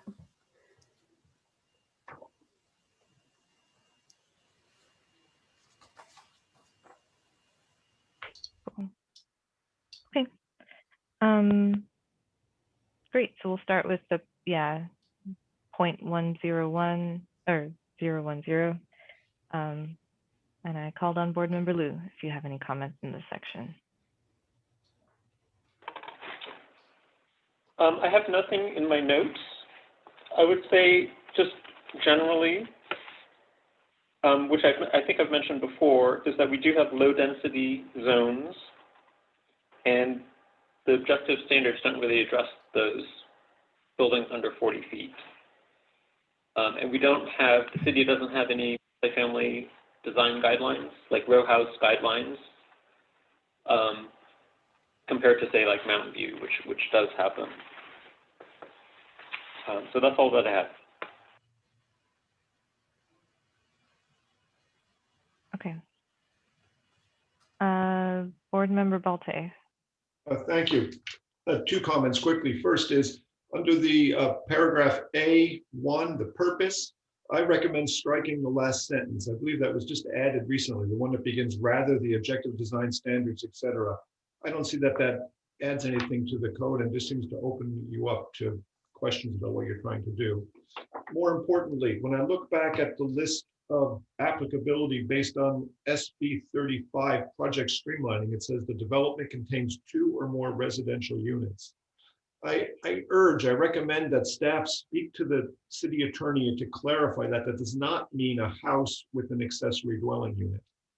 As it stands, if somebody wants to propose a house with a separate ADU, I think that would be called 2 residential units, and that would mean all of the IR process in Palo Alto would be invalidated. It seems to me that that should be clarified and ideally just stated here. That doesn't mean ADUs, but I strongly recommend we take a look at that. Those are my 2 comments. On that note, and even on Board Member Liu's note about it applying to areas that are shorter than 40 feet, does staff have a comment about that?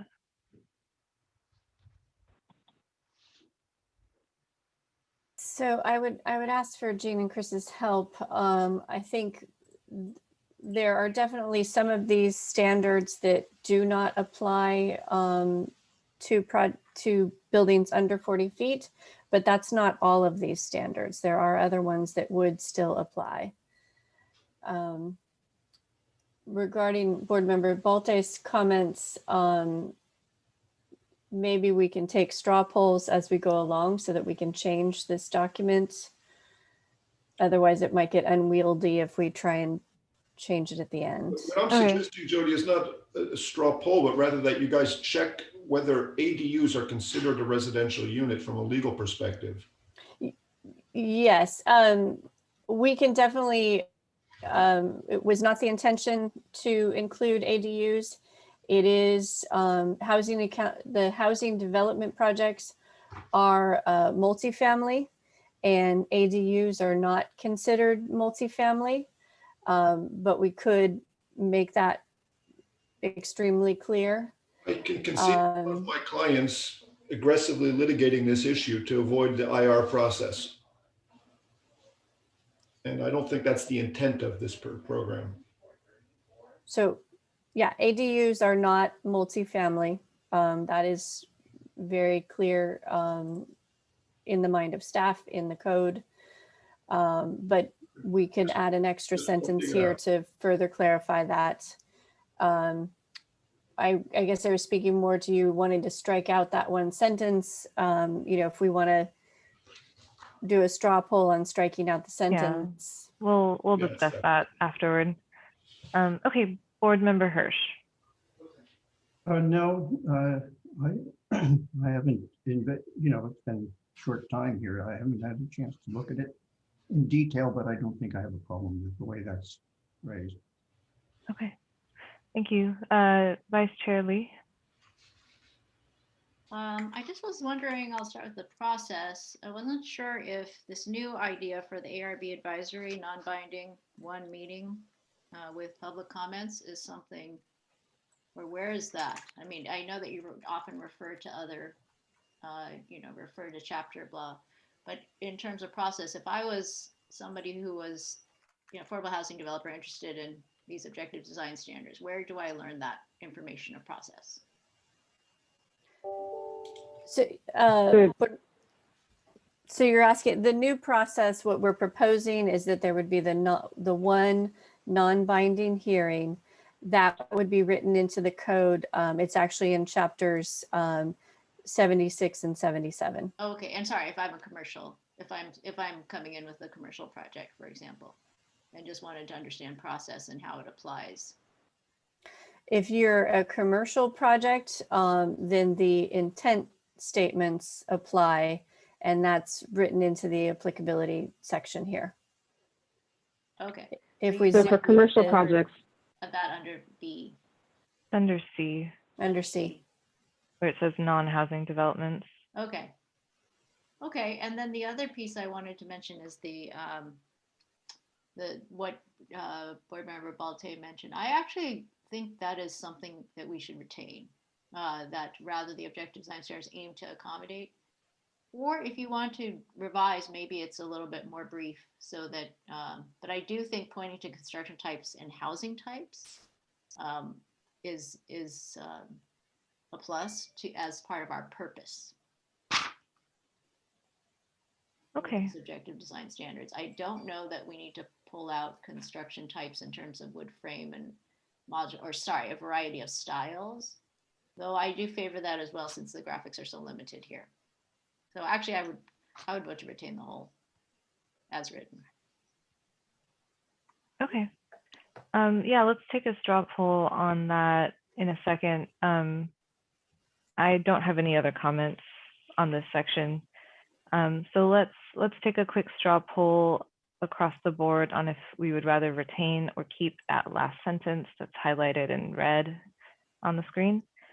So the straw poll is to remove it, if we agree to remove it or not.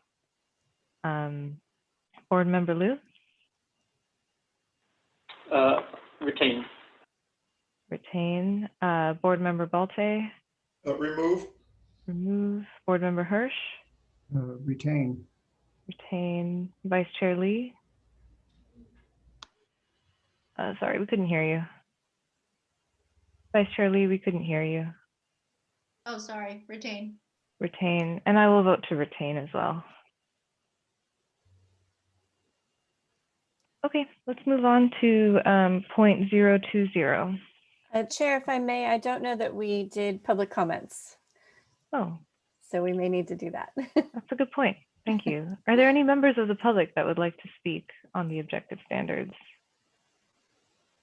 Chair Thompson, we currently do not have any raised hands for public comments. Okay, thank you. I will close the public hearing. Apologize. All right, let's move on to point 020, the public realm sidewalk character. Any comments? Let's start with Board Member Liu. I have no comments. Thank you. Board Member Balte. Yes, I have a comment regarding the paving material. It's on section 3, accent paving A1. I think that, I think I said this before, but I think we should just have a list of paving materials that are appropriate, kept by staff, updated every so often with approval of the ARB.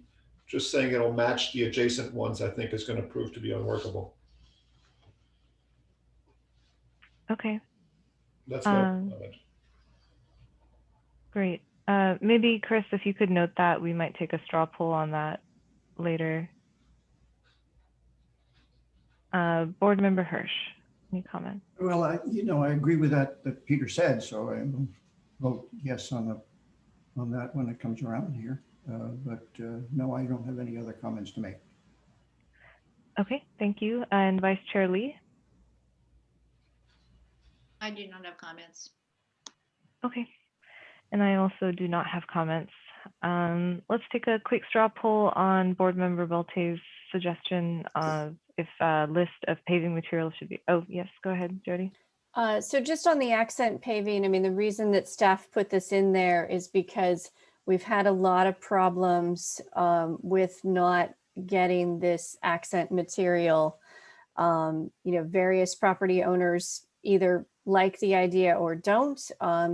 But on University Avenue, on Cal Ave, we would like to have a more consistent appearance to the sidewalk. And that's what this is trying to drive at. I did make a small change that the university paving doesn't need to go all the way out to Middlefield. It's just to Webster. But we would like to retain this, or at least the idea of this, because otherwise we are going to have difficulty getting this material. What I'm arguing for, Jody, is that you guys retain it, but more than that, just take control of it. It really should be the planning staff, the public realm, to decide what the sidewalk is, not the individual applicant. And the way it's written here leaves a lot of latitude just to demonstrate that this is what's next to you so you can do it. As you walk down University Avenue, it's a mishmash. And this isn't going to solve that problem. This will just let it continue. Somebody can prove that bricks are adjacent, and it doesn't even say explicitly directly adjacent. Why not make a list of what you think is right and stand by it? We're offering you that chance. Okay, that is the intention. So yeah, maybe we can wordsmith this a little bit better. Okay, I think My intent is that you, the city, the staff, take control of this sidewalk paving material. My understanding, Board Member Balte, is that you're looking for a table to be added in this location that has the streets like University and then the paving that is acceptable on University. Is that Yeah, right? I suppose something like that, an acceptable paving and maybe an accent or something, but just for the staff to do it, to specify it. Okay. So, Okay. so I think the proposal here is to add that table to these standards. So I think that's what I'd like to take a straw poll on. Okay. So, Board Member Balte. Yes, I think we should do that. Okay, Board Member Liu. Oh, yeah, I'm not sure what to do on this one. I understand the complexity. I think the table, I understand the rationale for the table, and I think it makes sense. I think it may be actually very difficult to do, though. Isn't it better to try, Alex, than just leave it, let every applicant make their own case? Yeah, I don't know. I mean, I've looked at University Avenue as well as Cal Avenue, and it's just a minefield. I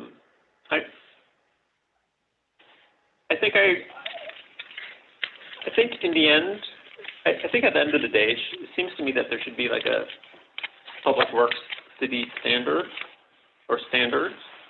Just to be clear, that's exactly what staff is trying to do, is to create that standard.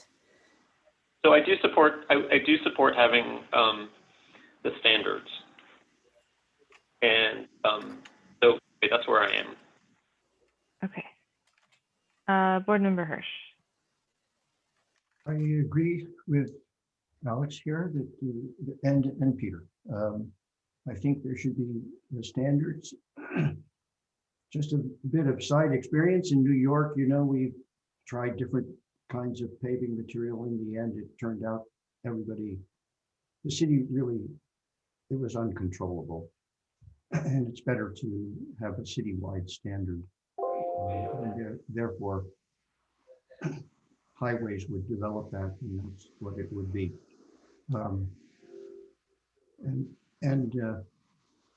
So I think it's impossible to sort of keep, it's a minefield, as Alex says, and there should be some absolute standards out there to be changed very rarely. Okay, thank you. Vice Chair Lee. I agree with the two. I agree with what everybody's saying in terms of intent. Now I'm looking at the language and I'm wondering if this is appropriate, though. Shall match any existing accent paving design and materials such as bricks and decorative glass. Well, there's some accent paving that is existing that I don't know if we want to match. I think the intent is to actually to establish a city standard and that to be consulted when there is an existing accent paving city standard for Cal Lab and for University Avenue. But what I understand is it doesn't exist right now, right, Jody? Or it's in process. So this is a problem. Yeah, I think I guess there's a standard in my mind that maybe did not come out in the language. And I think what I'm rightfully hearing is that the way this is written is a little too soft and it needs to be more direct. I'm just not sure what to do here, because I would, as somebody new to Palo Alto, would go to Cal Lab and look for that decorative glass and match it exactly. Yes, on Cal Ave, there is the glass in the sidewalk, and so that should be matched.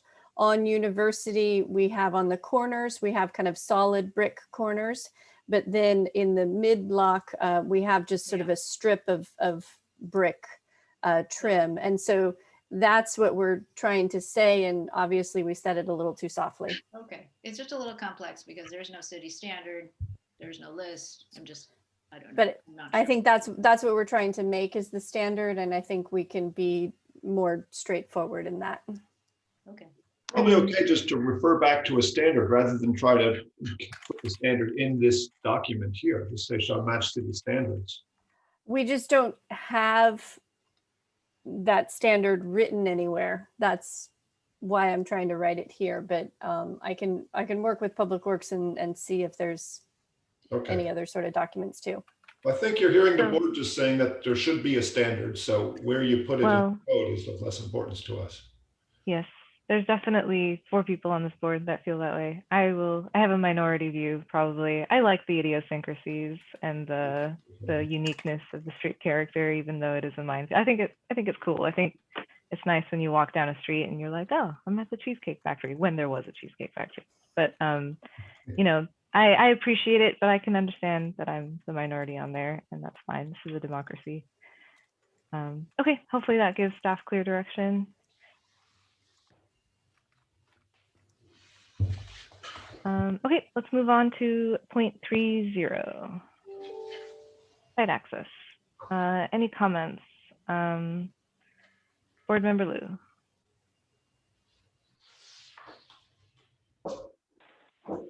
Yeah, any comments on this section? No comments? Okay. Board Member Balte. No comments. No comments. Board Member Hirsch. No comments. No comments. Vice Chair Lee. Comment. No comments. I also have no comments. Let's keep going. 0.040. Let's start again with Board Member Liu. Okay, so I want to throw out that on buildings, like on a townhouse or row house building type, which we don't address here, so like under 40 feet, there are things that can be done to make them better, especially on corners. Typically, like with a row house, you've got like a side wall with very few windows, and they're really very unattractive. And on better projects, they do bump out to hide like the fire alarm closets. You know, they're adding like maybe 2 or 3 feet of massing at the ends of the building to make them really more appealing. And so I think that we should consider that. You know, maybe it's not today, but in a future generation of this document, that we do that. There are ways to make them better, or to do wraparound corner porches on the ends of the buildings. And then I will support the rest of this for the more urban buildings. And that's all that I have. Thank you. Board Member Balte. I have nothing to add to this. Thank you. Okay, thank you. Board Member Hirsch. So let me see, we're talking now about corners. Is this correct? That's what we're talking about? This is 040 building orientation and setbacks. And yeah, Board Member Liu had a comment about the treatment of corner buildings for buildings that are shorter than 40 feet in height. Okay, so I have a lot of problems with this. I think my first problem is that why are we putting in commercial on the corner as an item in comparison to the other two? What's really happened here is there are 3 items and you choose one. Is that correct, Jean Chris? You choose one of those 3 in order to get an approval. Yes. Okay. So I don't understand how these 3 are related to each other. And I'm very concerned that what we saw now up to date on this in the beginning are some really wonderful buildings that don't look anything like what we're looking at here. The commercial on the ground floor as an option. Is it an option, or should it be a part of a requirement in those zones in which commercial is to be? All right, number 1, I have a question about commercial as a choice. To put it everywhere or anywhere, it ought to be specific as to a use that is in a zone where it is required. And then you state it's required. You have it on the corner and that's fine. So And with whether- these, Board Member Hirsch, with these standards, we are not requiring a certain use, just a design. Oh, well, what is the design then? The design is an absolute dimension on the corner. So that comes back to Peter's client that said, well, let's not be fixed about dimensions, but this is fixed 20 feet or 25 feet. Now I see it's been changed. Why should this be a fixed dimension? I don't understand that. No, so go to the next one, which is it's a maximum, by the way. It's just what? so you know. It's a maximum. It says 25-foot maximum. Well, It's not fixed. What is the reason for a maximum? Define the corner, where an entry would need to be with it to define what a corner of the building is. If we used a percentage here, say 10%, then for a building that's only 100 feet long, that would mean the corner entry would need to be within the first 10 feet of the corner. All right, so then look, you're choosing these three. So you're saying it cannot be more than 25 feet, a corner element.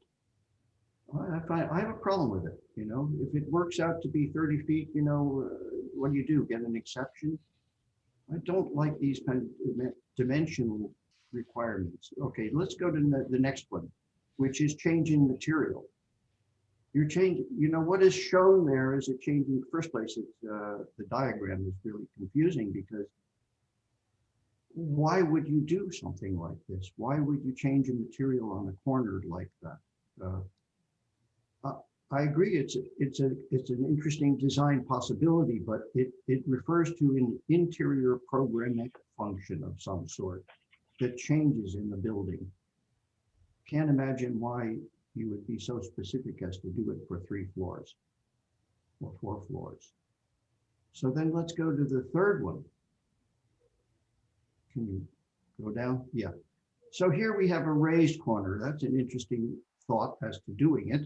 I can agree physically it would be a corner element that would be emphasized.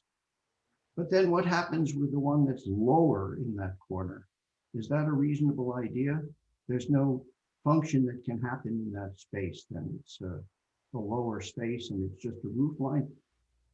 You're making a decision about it being raised or lowered. I don't quite see it. So, okay, suppose somebody doesn't want to do any of those. They have a building they don't want the commercial on the ground floor. They don't want an entry into the outside on the ground floor. They don't want to change the material and they don't want it higher or lower. Then you go to the next portion of this, which is an open space. Okay, now here you are substituting an open space on the corner.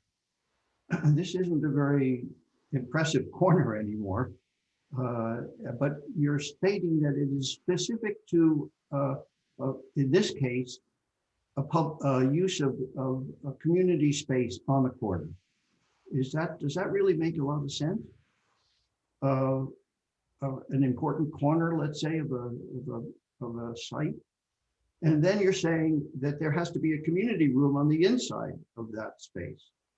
To me, that's telling people that they have to have a specific program of a community use space related to a community use outdoor space on a corner as a emphasis of a corner.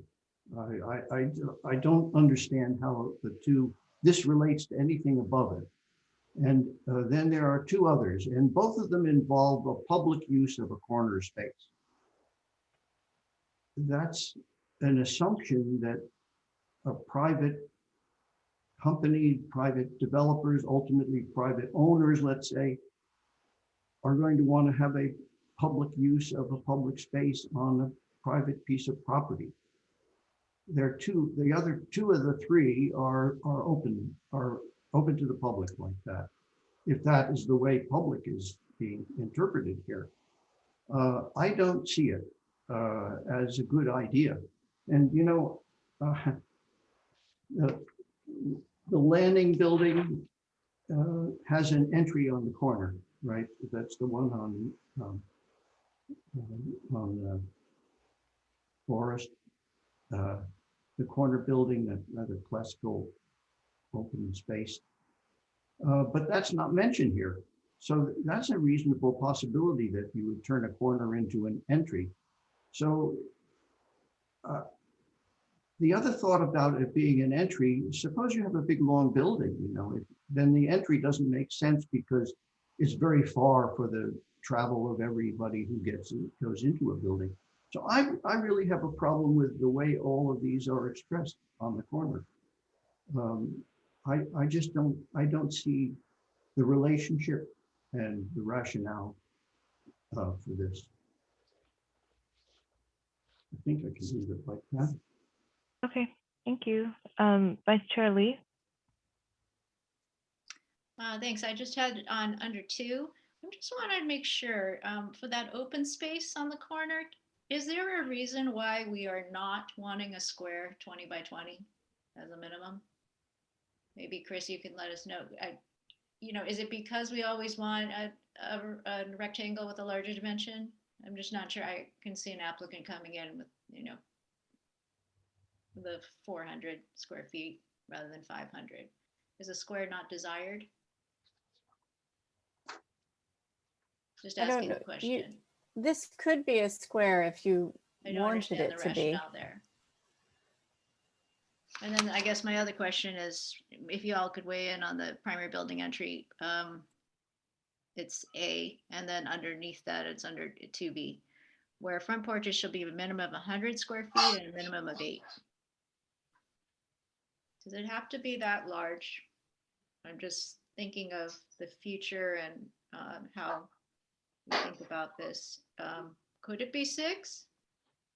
Could the minimum be decreased as well? How is there an, I don't know if that's anybody, if you What feel like what it should be 8? What section is that in? Sorry, it's just it's on packet page. Well, I mean, I don't know how you're looking at packet page 46. Okay. I'm sorry, I didn't bring this up earlier, but I think we talked about for primary building entry, section 2, II, and it's under A, 2B. Mm-hmm. Yeah, Chris has I mean, it I understand highlighted. that would have I'm just thinking the scenario of 7 or more units, but should that minimum width be 8? Or could it be 6? Grace or staff, are we referring to the depth of the porch or the width as you look Width, across the right. facade? Yeah. Width. Is there a requirement on depth as well, or is that left to the functional needs? It's left. So there's a minimum square footage, but then a width. So that seems just a little bit, I'm just trying to create more flexibility.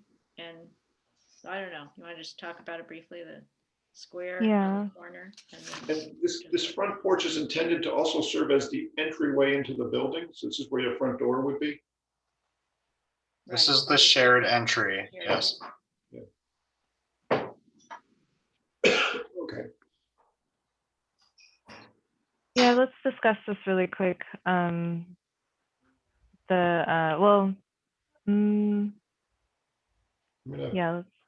let's discuss this. The porch, which a shared entry, is pretty small, really. It's hardly useful. I think Grace making that number smaller still would not be appropriate if you think about it, right? And Still possible. Porch I mean, I plus can the think front of door, you can't even fit a chair, really. examples. Not in my mind Palo Alto, but I mean, just I think it's possible. Okay, let's take a quick straw poll on the shared entry minimum for the primary entry building width. If we want to change it from 8 feet to 6 feet. So Vice Chair Lee, you're in support of that? Yes. Okay. Before we vote quickly, Grace, why would you think it matters for a building with more units? Just convince me of that. I think it matters that whether or not it has 7 or more units, I mean, that is compelling that there's a lot of people coming at the same time, but clearly there's buildings that have a minimum width of 6 feet for this situation. So I'm just wondering why we're going to 8 feet there. The guidance of the context-based design standard was to have building entries represent the size and scale of the building and number of people served. Okay. Is the idea about having two people pass by each other, I'm basically? thinking that it's a That's gateway, right? That's the 8 feet. And Vice Chair Lee, you're suggesting that two people can pass by each other just fine in 6 feet? Yeah. Exactly. Okay. Is everybody clear about the proposed change? Okay, so I'll just start over again. Vice Chair Lee, Oh, yes.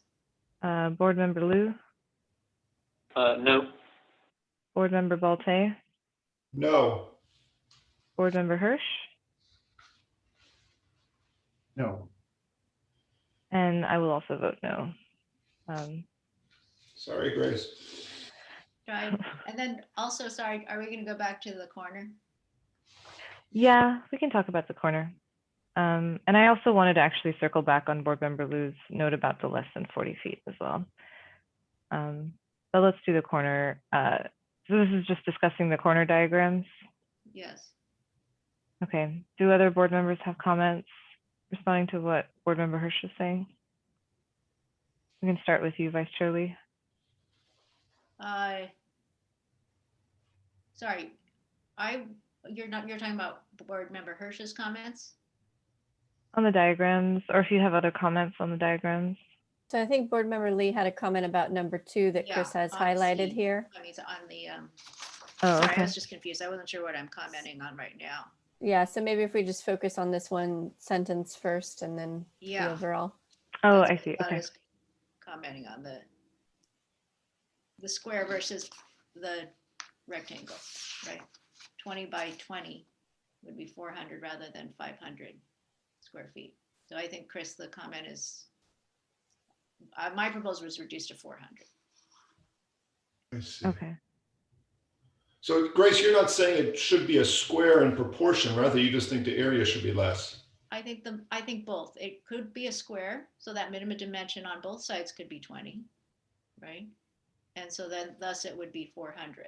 But I guess the way it's written, yes, I am saying 400 square feet rather than 500. Okay, but you're not advocating for a square geometry. No, I'm just saying someone could come in for the square and that's okay too. I can support your, I think I can support your argument on that one. I just feel like I've seen that before and it's successful.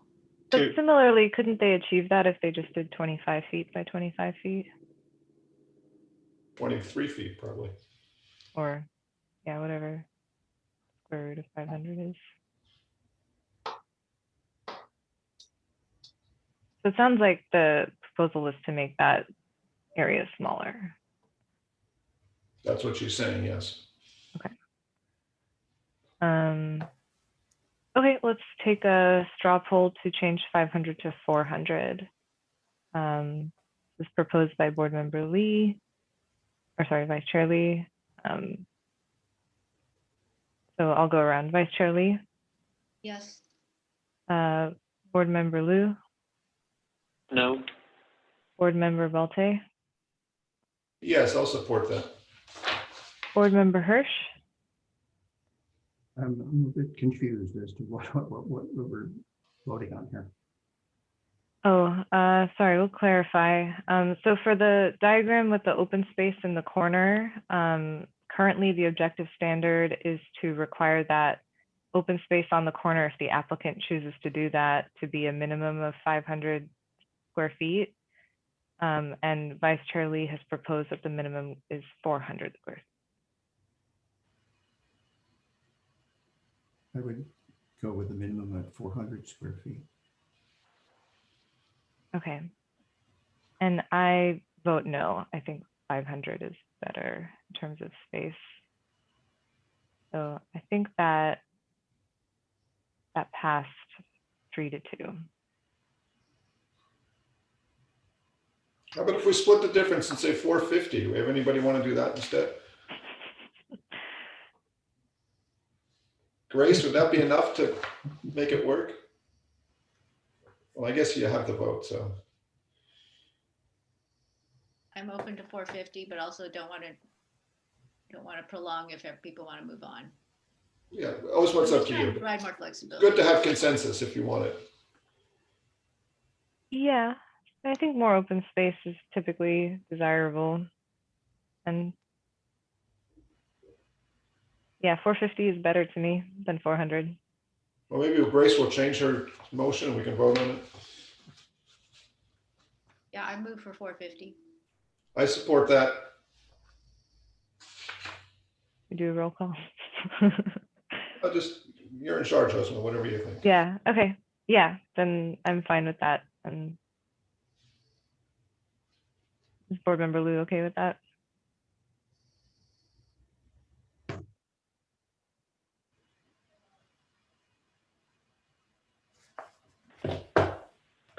I think we should move on. I don't have a major with this. Okay. I had another comment. Oh, let's actually go back to the less than 40 feet height. Board Member Liu, were you suggesting that we add a section for standards under 40 feet?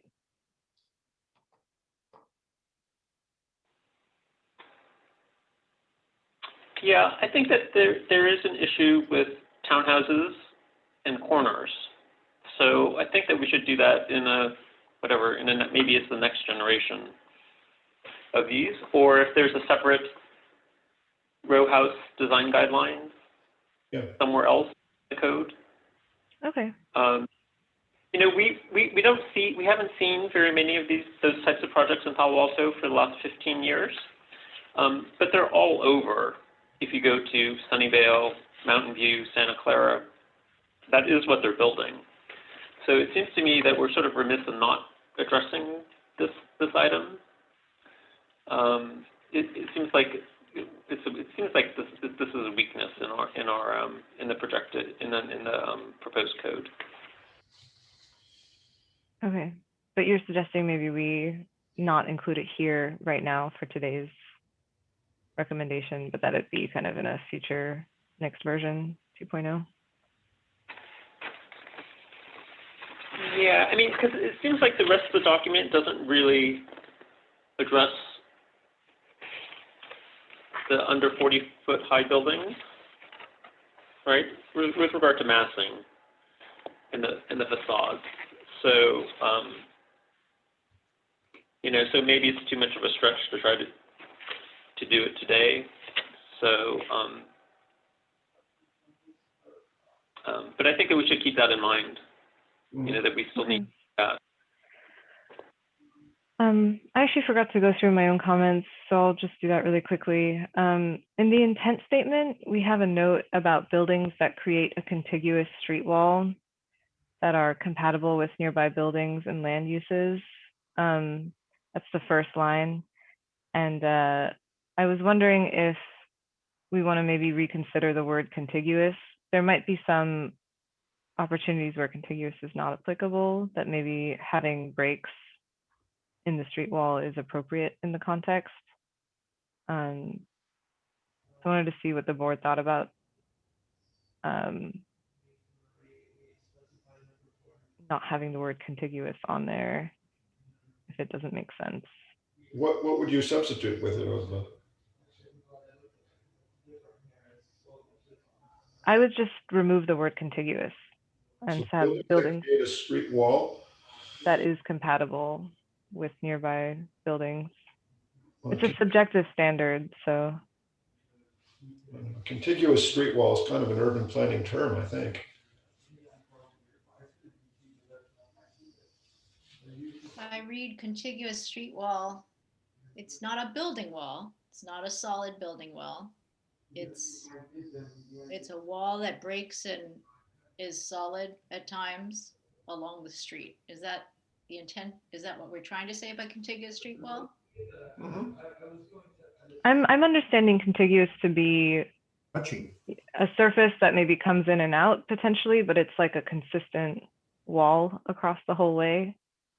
And I think there might be, I don't know, there might be some instances wherein breaks might make sense. Absolutely, I agree. So I would propose we strike contiguous. No, I think I'd like to speak to that. Sure. I mean, you can change the language so that it actually reads that the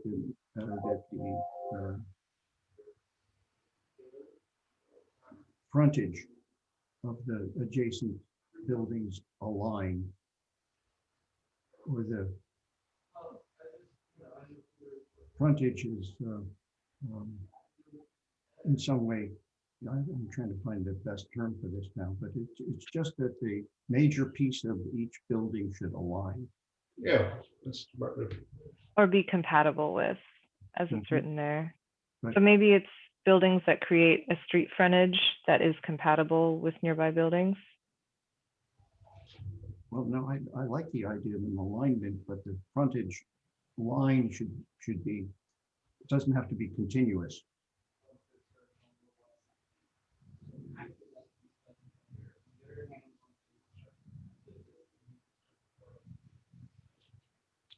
Contiguous. It's not continuous, contiguous. Any other board members have any comments, concurring or dissenting from this proposal? I think the intent is close enough, also the way it's written, and all of this gets subjectively interpreted by the ARB anyway, so. Yeah, I think contiguous is a little prescriptive. That's my only note. You change it to continuous street frontage. Fine with street frontage as well. I think the issue for me is wall, because it might be misinterpreted as a full wall. Okay, great. It sounds like we're all in concurrence with this change. Okay, let's keep going. I think we're done with this section. I do support what Alex says about the townhomes. I don't think we have the bandwidth to really address the issue here. So we're better leaving our standard as it is and acknowledging that it's just not complete on this standard, on this type. The townhomes just are a separate beast, and to try to figure out how to do the corner on that would be hard right now. Mm-hmm. Yeah, I agree as well. Any other comments on this section? Go ahead. Yeah, I do want to be cautious. Maybe Chris can walk us through on a townhouse how the corners would be treated, because we may have some such projects, come through at this time. And I think he's got some suggested language if we wanted to entertain that, but I realize it's a little hard on the fly. Yeah. Was that just written? I mean, it was written previously for another project, but it's example language that I think can address or at least begin to address the comments from member Lou.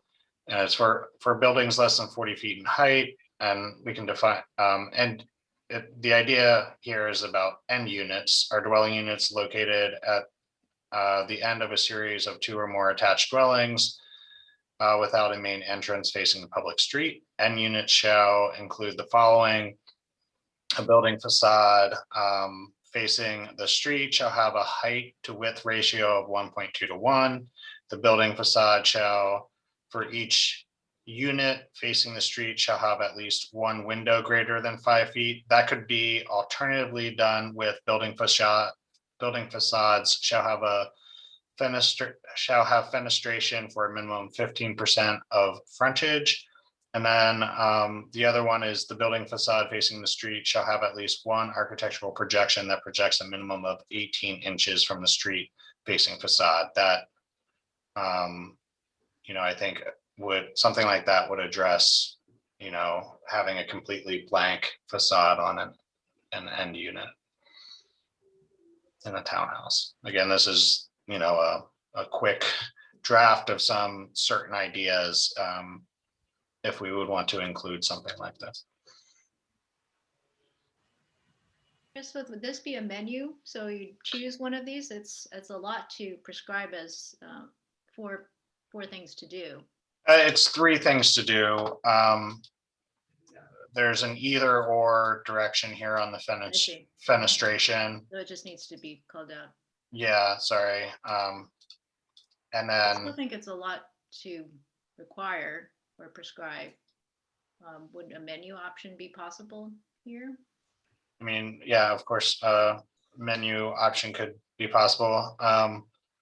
You know, this is kind of just, and it's missing the hiding of equipment, but I think that is covered in other performance standards, if I'm correct. But I think the 2 key issues is not having a blank wall and not having a completely flat wall without articulation. So I think you would want to require those. I think requiring a height to width ratio probably isn't necessary.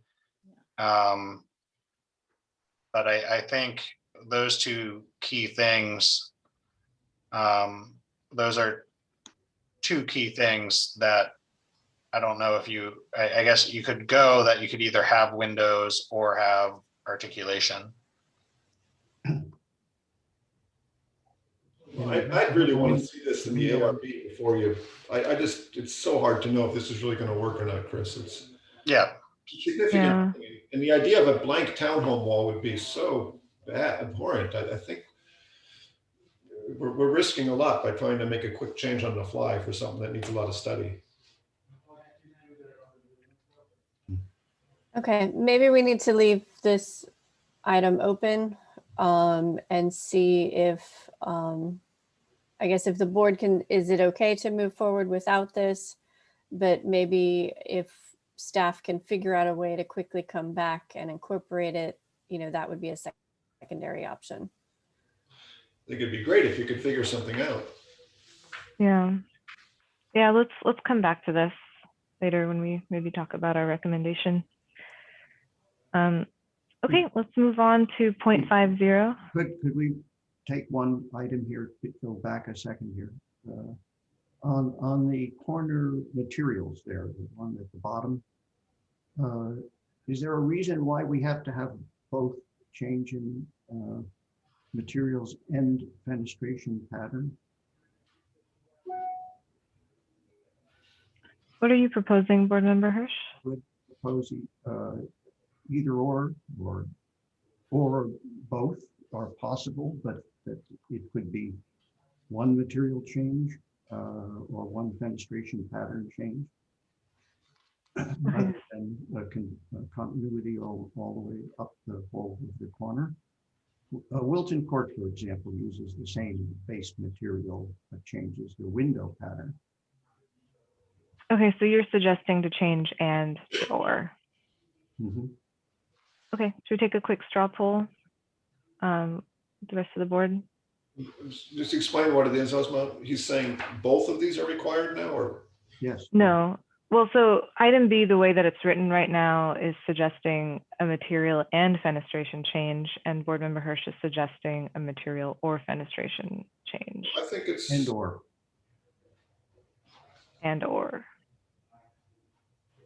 I'm not sure that's what I read here. Maybe staff, can you clarify what is the current proposal here? It currently states that in order for this to qualify as a special corner element, there needs to be a different material application and fenestration pattern from the rest of the facade. Can we highlight that section? Is that clear to the board what the proposal is? But it says in the previous page, section 1, include one or more of the following. Is this a different thing? No, this is part of that. But if you chose this to be your one, do you have to do both of these things? It says here one or more, so that's. No, but if you chose B to be the item that you're going to do, inside of B, you have to do both material and fenestration changes currently. You have to do all of B if you're going to do it. I understand. Thank you. Sorry. All right, let's take a quick straw poll to change the word and to and/or. Board Member Hirsch, Recommended, yes. Board Member Liu, Yes. Vice Chair Lee, Yes. Board Member Balte. No, I think it should stay the way it is. And I also like it the way it is, but it passes 3-2.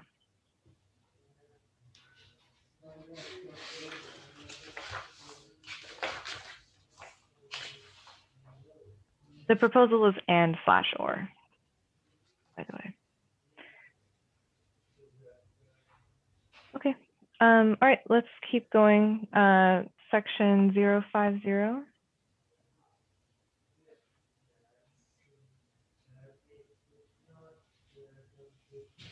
This is building massing. Are there any comments, Board Member Liu? Yeah, so I was thinking about this with regard to the Wilson Court project. And it seems to me that Wilson Court would not meet this particular standard because it's on a corner and it was next to an existing one-story building. And like Wilson Court would have to meet the upper setback requirement as well as the significant break requirement because it has a 163-foot long facade. So I do have reservations that we're making something that is really too strict or whatever, too difficult for an affordable housing project to meet. Yeah, so I'm really worried about this one. And I also, in addition to Wilson Court, I also did consider 801 Alma and 753 Alma, although those are in different zoning districts. But I think that those would also not comply. So I'm a little bit worried about this particular standard. I think I don't disagree with the concepts of them, but I'm just worried about it actually getting getting an affordable housing developer to actually use this standard. Do you have proposed changes that you would like to see? I'm sorry? Do you have proposed changes that you would like to see? Thought was maybe to keep the standard for most projects, but maybe have some sort of alternative for 100% affordable housing projects. Maybe that there's some kind of exception for that, or we keep it as is and let the 100% affordable projects use a different process in the code, because we do have many ways of getting a project approved. So I don't disagree with the with the intent of this. I mean, I think I would probably vote for it. I'm just concerned that it may not actually work. Okay. And that's all that I've got. Do you have any other comments from the board on Board Member Liu's comments? If there are any proposed changes? I do agree with Board Member Liu's comments. I'm particularly worried about the maximum facade length with the significant breaks, that section. So I would support and would love to hear from staff or other board members on ideas of how 100% affordable projects might follow a different path. I would like to suggest, Vice Chair Lee and Board Member Liu, if there could be an opportunity where we could amend this standard so that we don't have to make any extra caveats.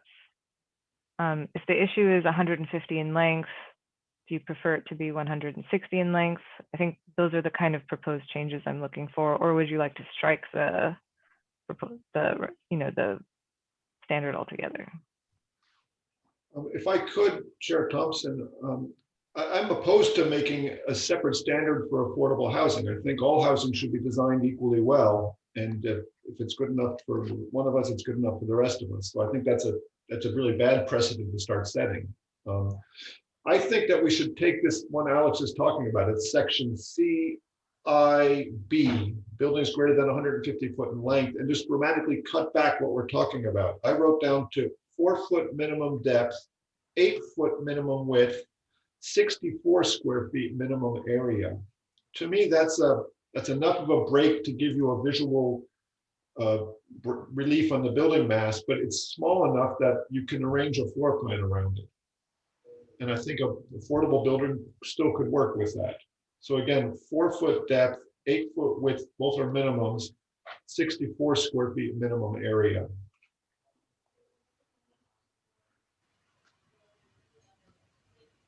Chris, do you need Board Member Valte to repeat that, or were you able to catch that? One more time, please. So I suggest we make it a minimum depth of 4 feet, a minimum width of 8 feet. Those are dimensions 2 and 1 respectively, with a minimum area of 64 square feet.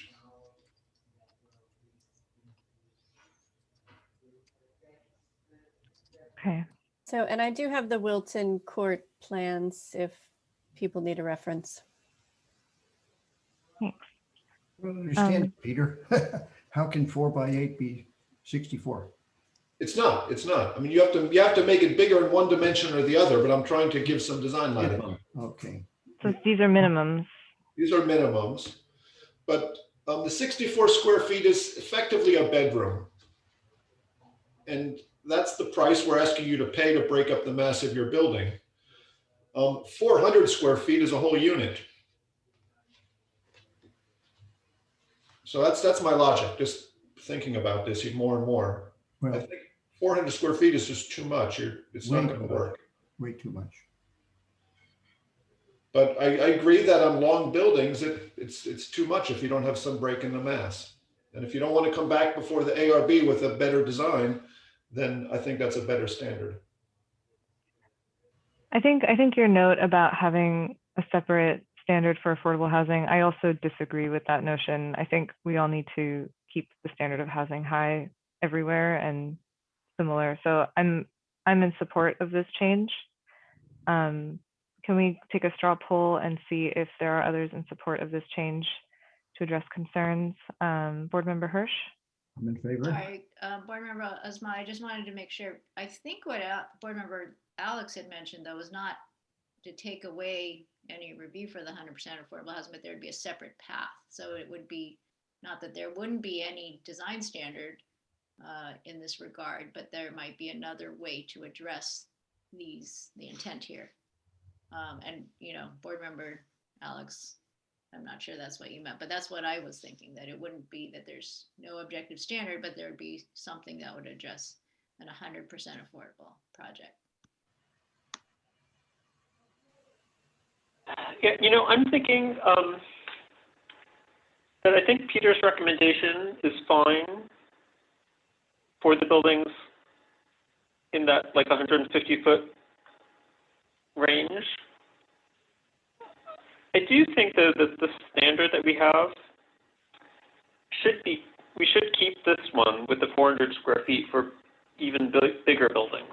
So say 195 Page Mill Road, which has a 400-foot long facade. I actually think we need this larger dimension for those really big projects that are an entire city block long or length. So I'm thinking maybe we should have A, B, and C. It sounds like potentially, Board Member Liu, would you propose, instead of it being 150 feet in length, to have it only be applicable to maybe facades that are 175 feet or greater in length, or 200? No, I think we should give it, maybe it's a range. So if something is, say Wilton Court, if it's something that's half a block long, we do it one way. And then if something is really an entire city block long, then we really do need the an additional standard. I think you're right, So I Alex. think We appreciate your you could have, comment. you know, you could say if you're 150 feet, then you need to do this, and then if you're over 350 feet, then you also need to do an additional break. Is that the right number, Alex? 350? Well, it could be 300 maybe. Alex, are you proposing a percentage of what we know to be Palo Alto block when we're? Or I don't know, maybe we have, you know, it's a slight, like the longer, I'm not sure. But I think that, I do think that there is two separate issues, right? So let's add section C to this, which addresses the larger issues. And the section C has the text of what's being currently presented with a different length number. Yes. That's what you're talking about, Alex. So tell us what length you think, Alex. You have the most experience with this, I think.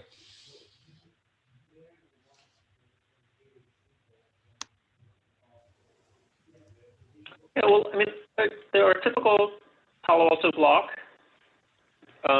is like 225 by 400 feet.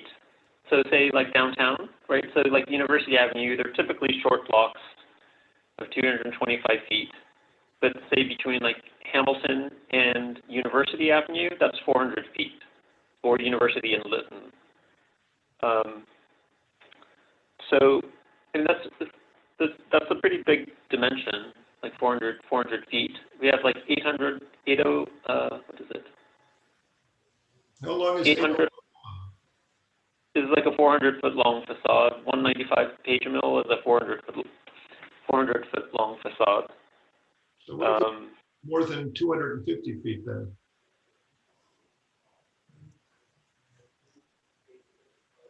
Right. So that way we're excluding the smaller blocks. Yeah. Okay. Well, I think it's better to err on the side of conservancy. They can always come back to the ARB. Right. Agreed. We're doing this on the fly.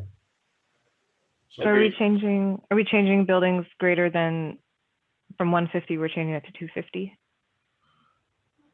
That's a proposal? No, I think we should keep it. No, I think we should have two standards, right?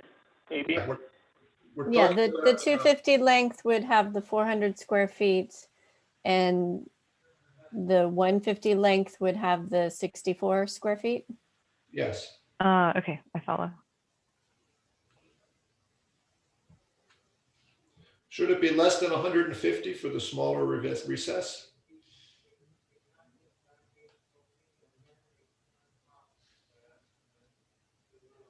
We don't have anything for less than 150 other than the other rhythms that we're proposing, I think.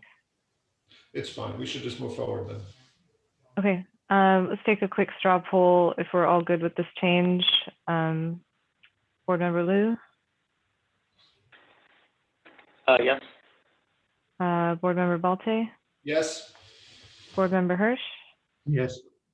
Vice Chair Lee? Yes, and thank you to Peter and Alex. And me too. I'll say yes as well. Okay, so it is 11:30. You know, we're at sort of halfway. I wanted to get the board members, the board temperature on. I definitely, I have a block from noon to 1 that I have to leave for. So there's sort of two ways we can go. We can keep going in this fashion, section by section, and then we might stop at noon and then maybe re-adjourn at 1. That's one option to finish. The other option is that we stop now and make recommendations right now. I'd like to hear from each member of the board what they'd like to do, starting with Board Member Liu. Sure, I'm flexible. I can go either way, and I have fewer comments going forward, if that helps. Yeah, that would be great if people could mention that as well. I also have fewer comments going forward. Board Member Balte? I have fewer comments, but still a couple of significant things I think warrant discussion.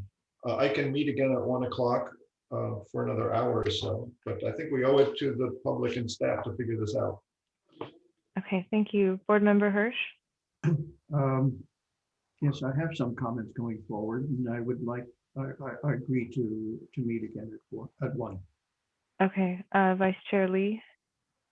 I have fewer comments. I do think we need to do a good job with this. I do have a meeting at 1:30.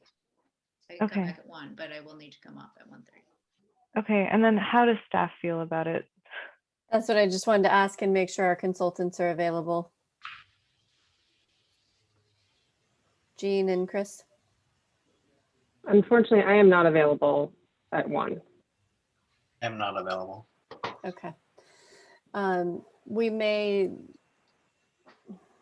yeah, we may need to pick this up on a different day then. Because I do think we need to give it some good time and some good review.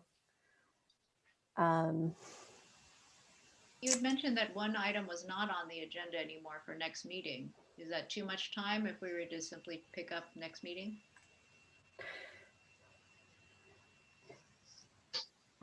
Yeah, let me see. Jean, when were we proposing to go to PTC?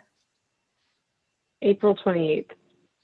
Okay, so April 1st is still ahead of that. Okay, so that's definitely a possibility if we continue this to April 1st. Again, are Jean and Chris, or would you be available on the 1st? I can be available on the 1st. Okay, so that probably is a better route then. Okay, great. Thank you so much for everyone's flexibility. So we'll just keep going in this fashion, and then maybe in like 5 to noon, we'll make a motion to continue this if we haven't already done so by then. Okay, great. Thank you, everybody. All right, let's go to point 060. If I could, I had some other things on the massing I wanted to discuss quickly. Yeah, back to point 50. Yeah, Alex jumped ahead of me on his maximum facade length, but section 2, transition to lower density building types. I think the trees should be 20 feet apart, not 30. Sorry, what's the number? Number 1, a landscape screen includes a continuous row of trees.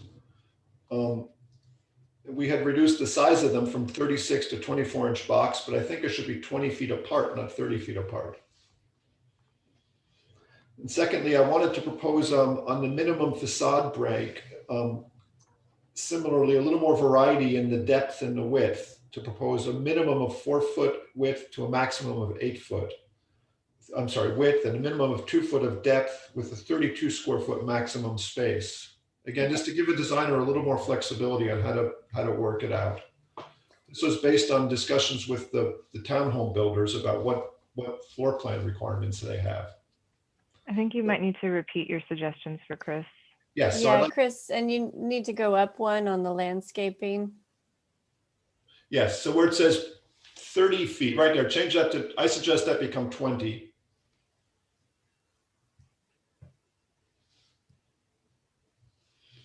Then the second one where it says a minimum of 6 feet in width. So instead of 6 feet in width, it should say between 4 to 8 feet in width and a 2 foot minimum depth with a 32 square foot minimum area. So we are trying to be objective, so it would just be a minimum of 4 feet in width. You're right. It should say minimum 4 foot width, minimum 2 foot depth, minimum 32 square foot area. And the logic being just to give somebody laying out an apartment a chance to, if it's just 4 feet, you just make a smaller bedroom. If it's 6 feet, you've really lost it on your floor plan. Okay. All right, so there's a proposal to change both items 1 and 2. Let's just keep them in the same straw poll. Are there any questions by anybody of the board members? I did have a question, and you know, my my biggest challenge here with the 20 feet is the canopy of the tree, right? So for these street trees, they sometimes do have quite a canopy. And so I'm wondering about that 20-foot dimension in terms of health of street trees, because typically it is 30. Not a street tree. This is privacy screening, Grace, between properties. Sorry. Oh, so this is between properties. But even so, the choice of the tree isn't always a seasonal color, smaller, ornamental, that, you know, we actually might want to plant a tree that will need space to grow. So that's my issue there with that dimension. I just wanted to pull it out for the straw poll. On the other, I feel.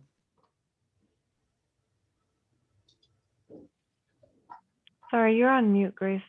Oh, sorry. So that was my issue, was even on a screen between properties that the tree needs a space to grow. And so the 20 feet, you are planting a tree that will be mature, might not be enough if you did want more than one. Okay, maybe 25 feet then? Well, actually 30 is really the way to go for a mature tree. 30 leaves a big privacy opening though. I mean, two 24-inch box trees. It's, again, time, right? Timing for that tree to grow. I feel comfortable with 30, just knowing how trees selection and the health of the tree. A lot of trees that are used for these things just don't grow to a 30-foot canopy. It's true, but you know, magnolias and, you know, a lot of people's choices, they grow and need that 30 feet. Okay, on the so other, I was just going to say I'm very happy with that. With that change. Okay, great. Board Member Liu, can you speak to both items? Yeah, I haven't thought about this a lot.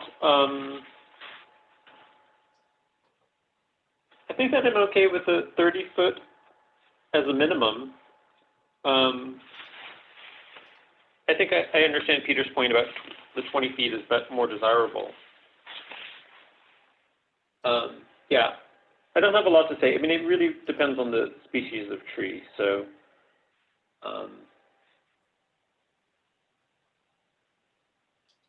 okay, yeah. And the facade break suggestion? Yeah, I missed the dimension. I didn't understand the dimensions. Actually noticed a typo, Chris. It would need to be minimum 4 feet in width. 2 feet?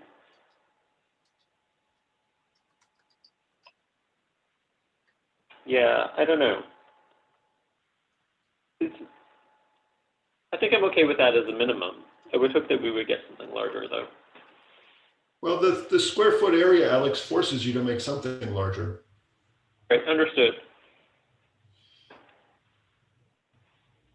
Okay, so I'm hearing that you're okay with that change. Okay, Board Member Hirsch. Again, in New York, we say 25 feet for minimum for street trees in dimension between them. But I think that's a good compromise. A minimum of 25 feet. It could be closer. Okay, and the facade break? I think it works.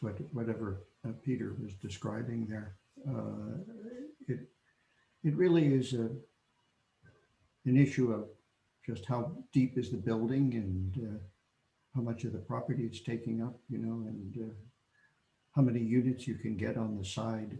I find the specifics of this are likely to cause a lot of problems for designers when they get into the reality. I'm not really concerned that much with breaks in a side of a building. I don't see exactly the reason for it, but Peter, you think it's really important to have those breaks? We're trying to just collectively come together, David, and I mean, everybody seems to think the breaks are important. And I suppose when you have to objectively standardize it, yeah, that's one way of making a building look better. So I support it. Okay, sounds like we have at least, and I support it as well. So it sounds like we have at least 4 board members supporting the change in the facade break, and board member Hirsch tentatively supporting it as well. Simply, yes. So I think that's good. For the trees, How about 25 feet? Grace, can you do that? I think 25 feet works for me. Well, or 28. I'm Sorry, fine with, I've just talked to a lot of folks about these trees. They didn't know that were going to get so big. I just hear that quite a bit on these lots. I mean, so Yeah. I feel for them because they didn't plant them with enough space between. I'm okay with 25 feet. Just drop them. Yeah, it's a minimum. They can plant them. Okay, can we make it 25 feet then? Okay, Yeah. 25 as a 25. Asma, it's a minimum that creates a certain number of trees. So it's not like if it's a minimum of Oh, that's 20, right. it's working the opposite direction. Right. Okay. That's right. Yeah, I still think 25 is fine. I know 30 is the standard, but in general, I think trees like to be close to each other.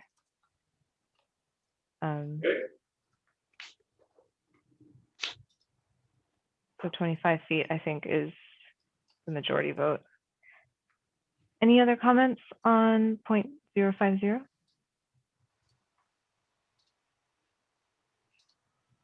Nope. Okay, let's keep going. 0.060. This is facade design.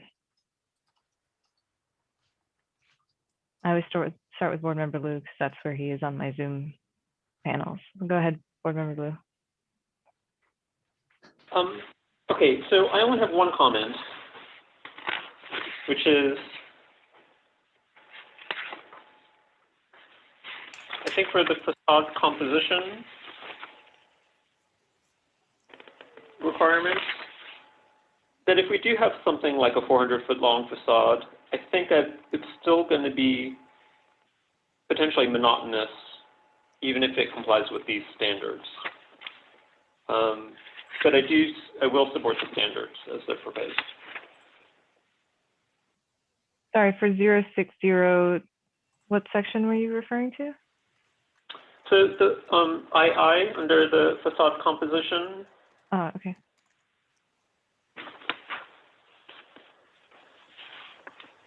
I see. I think my thought was that for again, maybe if we say like for facades greater than 300 feet, that I would recommend adding yet an additional requirement, but I don't know what that would be. And I did send staff an example in Berkeley where 2 different styles, architectural styles, were done on one building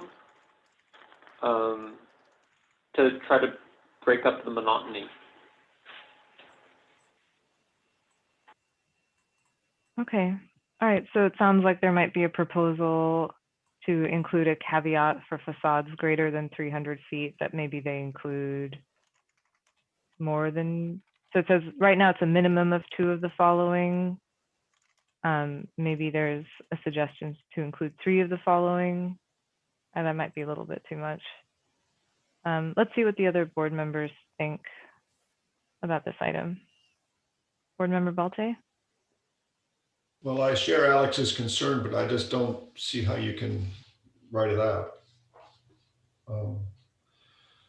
So I don't think we can make a change that will cover that issue. Okay, board member Hirsch? We're skipping over all of the drawings that have been shown. We're going through each person's comments and discussing them one by one. So we'll come around to you. But facade composition also has to do with the drawings that describe these, correct? No, I think Look, it's its own item, go right? back up the page then, please. So So this is, as a prototype, I'm in the first place, I'm bothered by the diagrams. The diagrams show a relatively square building on what would be kind of a square lot. Sorry, Board Member Hirsch, we're just taking a straw poll on if we want to add a caveat in the facade composition part for buildings that have a facade greater than 300 feet. And we'll come back around for the diagram. Okay, fine. Yeah. I'm good with that.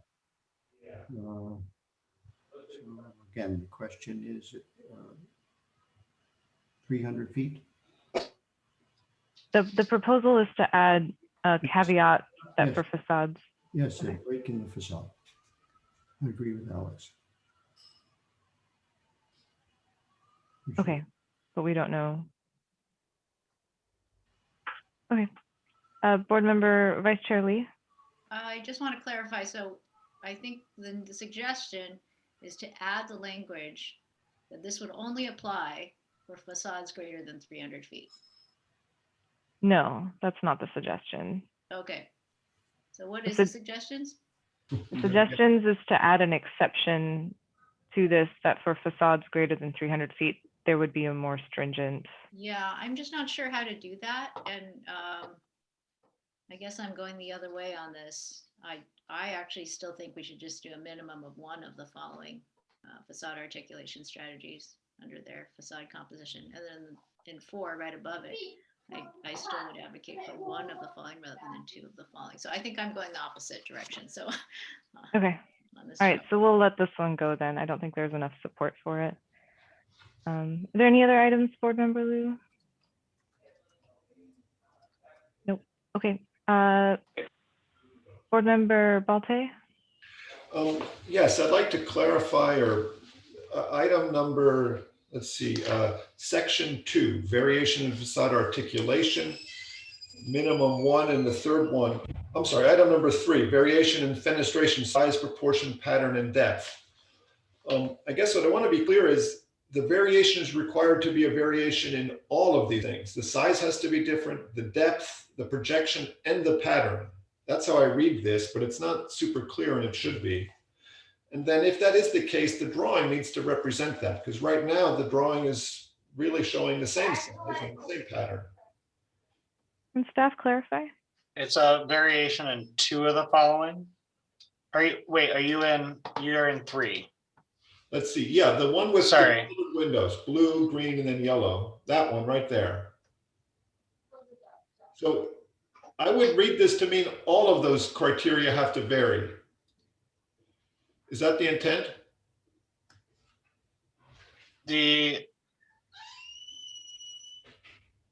No, that is not the intent.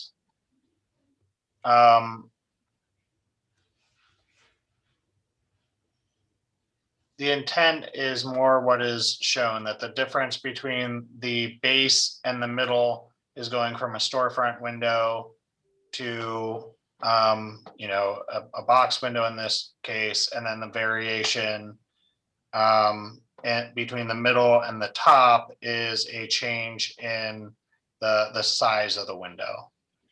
Looks the same size to me. It's 2 windows as opposed to 1 window.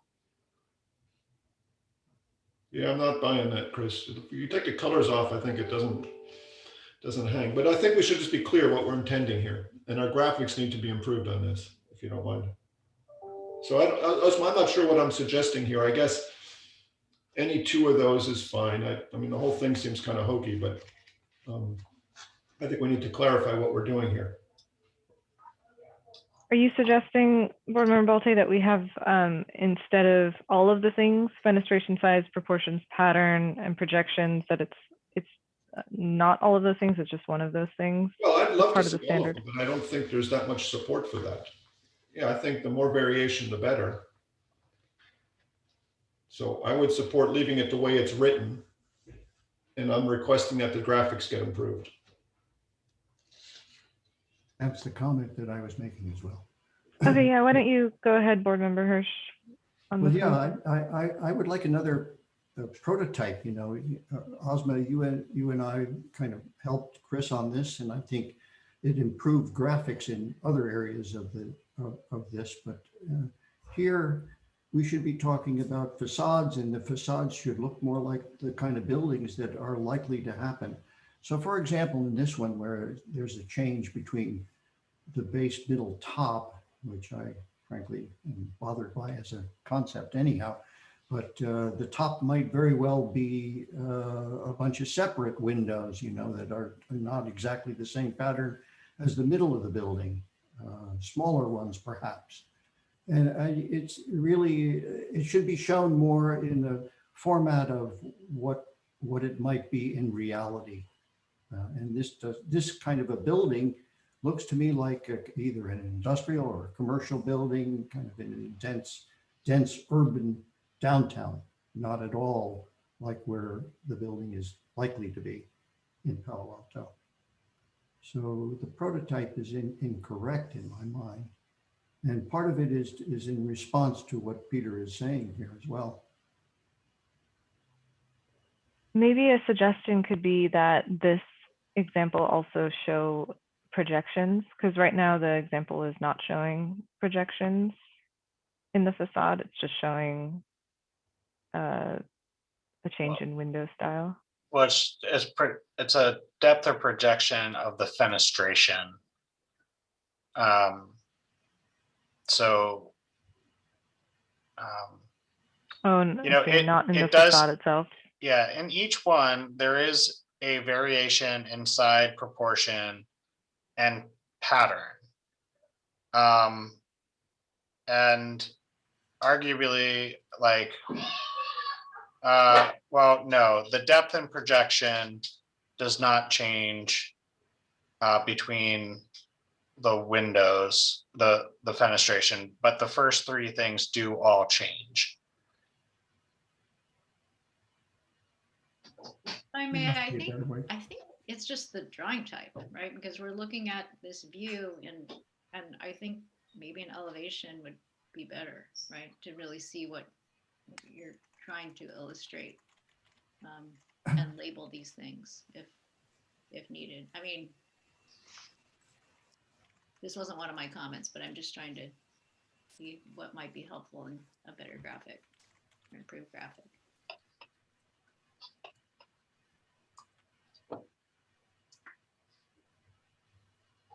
Well, and I think, Chris, it's showing the sort of belly bands, and that's where the, maybe we just need to call that out more, that's where the change in depth might happen. I'm sorry, I don't fully understand your comment. You mean these? Yeah, there's the lines going across. Yes, the change in, yeah. I mean, yes, that is a projection that is added to the window, the fenestration as a whole, the sunshade and a different sunshade. That is a difference in projection, but not clear, like as Belte pointed out, not clear in the language of the standard. I could see an elevation diagram maybe helping, like a really simple elevation party that kind of breaks it up and shows pattern 1, pattern 2, pattern 3, maybe very explicitly. That's an option. Add shadows of the projection. Wouldn't this interruption here, but wouldn't this illustration be incorrect based on other standards like the recesses or bays or corners? So the dimension of this drawing, there would be some breaks in a facade like this.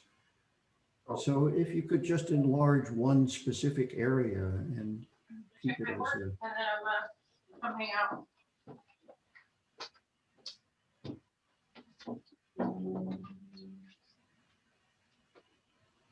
Do you have any questions, Chris, or is this something maybe we can work on? I mean, there's a lot of different comments floating around there. I don't think there is direction. So I think what I'm hearing is that there's a request by some members of the board to change the diagram for this particular standard. And then I think if we can be more clear about how we like what kind of changes to this diagram we think would benefit the message, that'll help Chris out. But we're saying, are we saying that the language itself is fine? It's just that the diagram isn't showing that same thing? Yes. I think so. Yeah, if there's any board members that disagree, please speak. And then I heard two suggestions. I heard one suggestion of focusing only on the facade versus the axon. So maybe like a zoom in of just that side facade. And then similarly, focus on the elevation. That might make it clear how we're suggesting to break up the facade. And maybe this would accomplish a similar thing. Does that seem right, fellow board members? See a nod. Yeah, I think elevations are a better way to show this, and maybe not trying to show a whole facade, just show a couple of windows that vary. Yeah, two bays, etc. Yeah, I think the way you had it, Chris, with the two bays makes sense. Or an elevation. And how about a change in size and windows? A more clear delineation between the green and the blue fenestration pattern. Yep. Mm-hmm. I mean, you'd be looking for a different shape of, smaller windows in a line maybe across the top. Mm-hmm. Yes. So you wouldn't have the same structural post coming up, or you do something more different.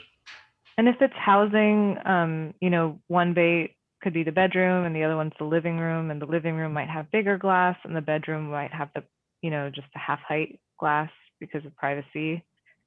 Not always done that way, but that could be another way to break up the fenestration. Is that clear? More clear? Is the direction to change to elevation or just crop these sets of drawings? You need to do more than crop the drawings you have, Chris. Okay, so I'm hearing change to elevation diagrams. At a minimum, yes. It could accompany the crop if it's helpful, but we do think it'll probably be clearer and more abstract. Yeah, You'll just lose any depth, right? Well, put shadows on it. Shadows can show you depth very well.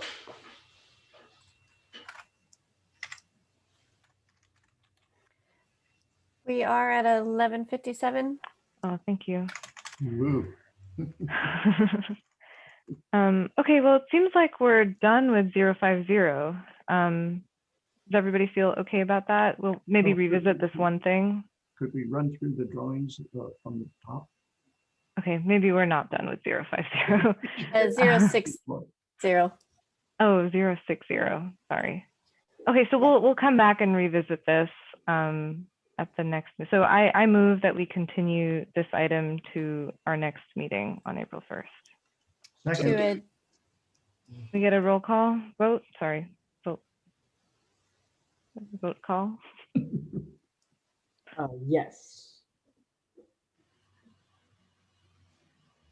Who was the second? Was it? I second. Second is Board Member Hirsch. We'll do a roll call. Board Member Lee. Yes. Vice Chair Lee, sorry. Board Member Liu. Yes. Board Member Balte. Yes. Board Member Hirsch. Yes. And Chair Thompson. Yes. Okay, so that's a motion to continue the item to a date certain of April 1st. Thank you very much. Thank you.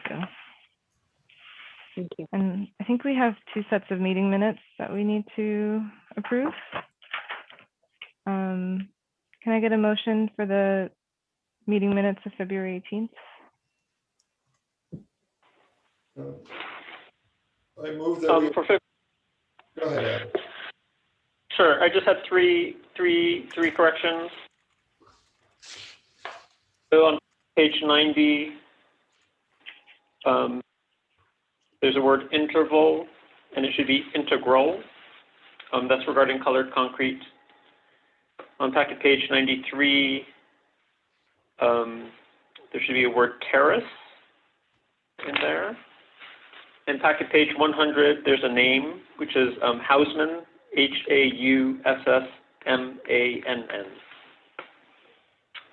And if there aren't any other corrections, I will move that we approve the minutes for February 18th. I'll second. Can we get a vote?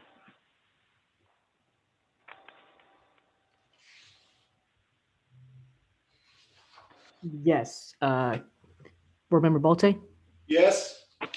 Board Member Hirsch, Yes. Vice Chair Lee, Yes. Board Member Liu, Yes. Chair Thompson. Yes. Okay, the motion carries 5-0. Okay, and then next one, is there any comments on the minutes from February 4th?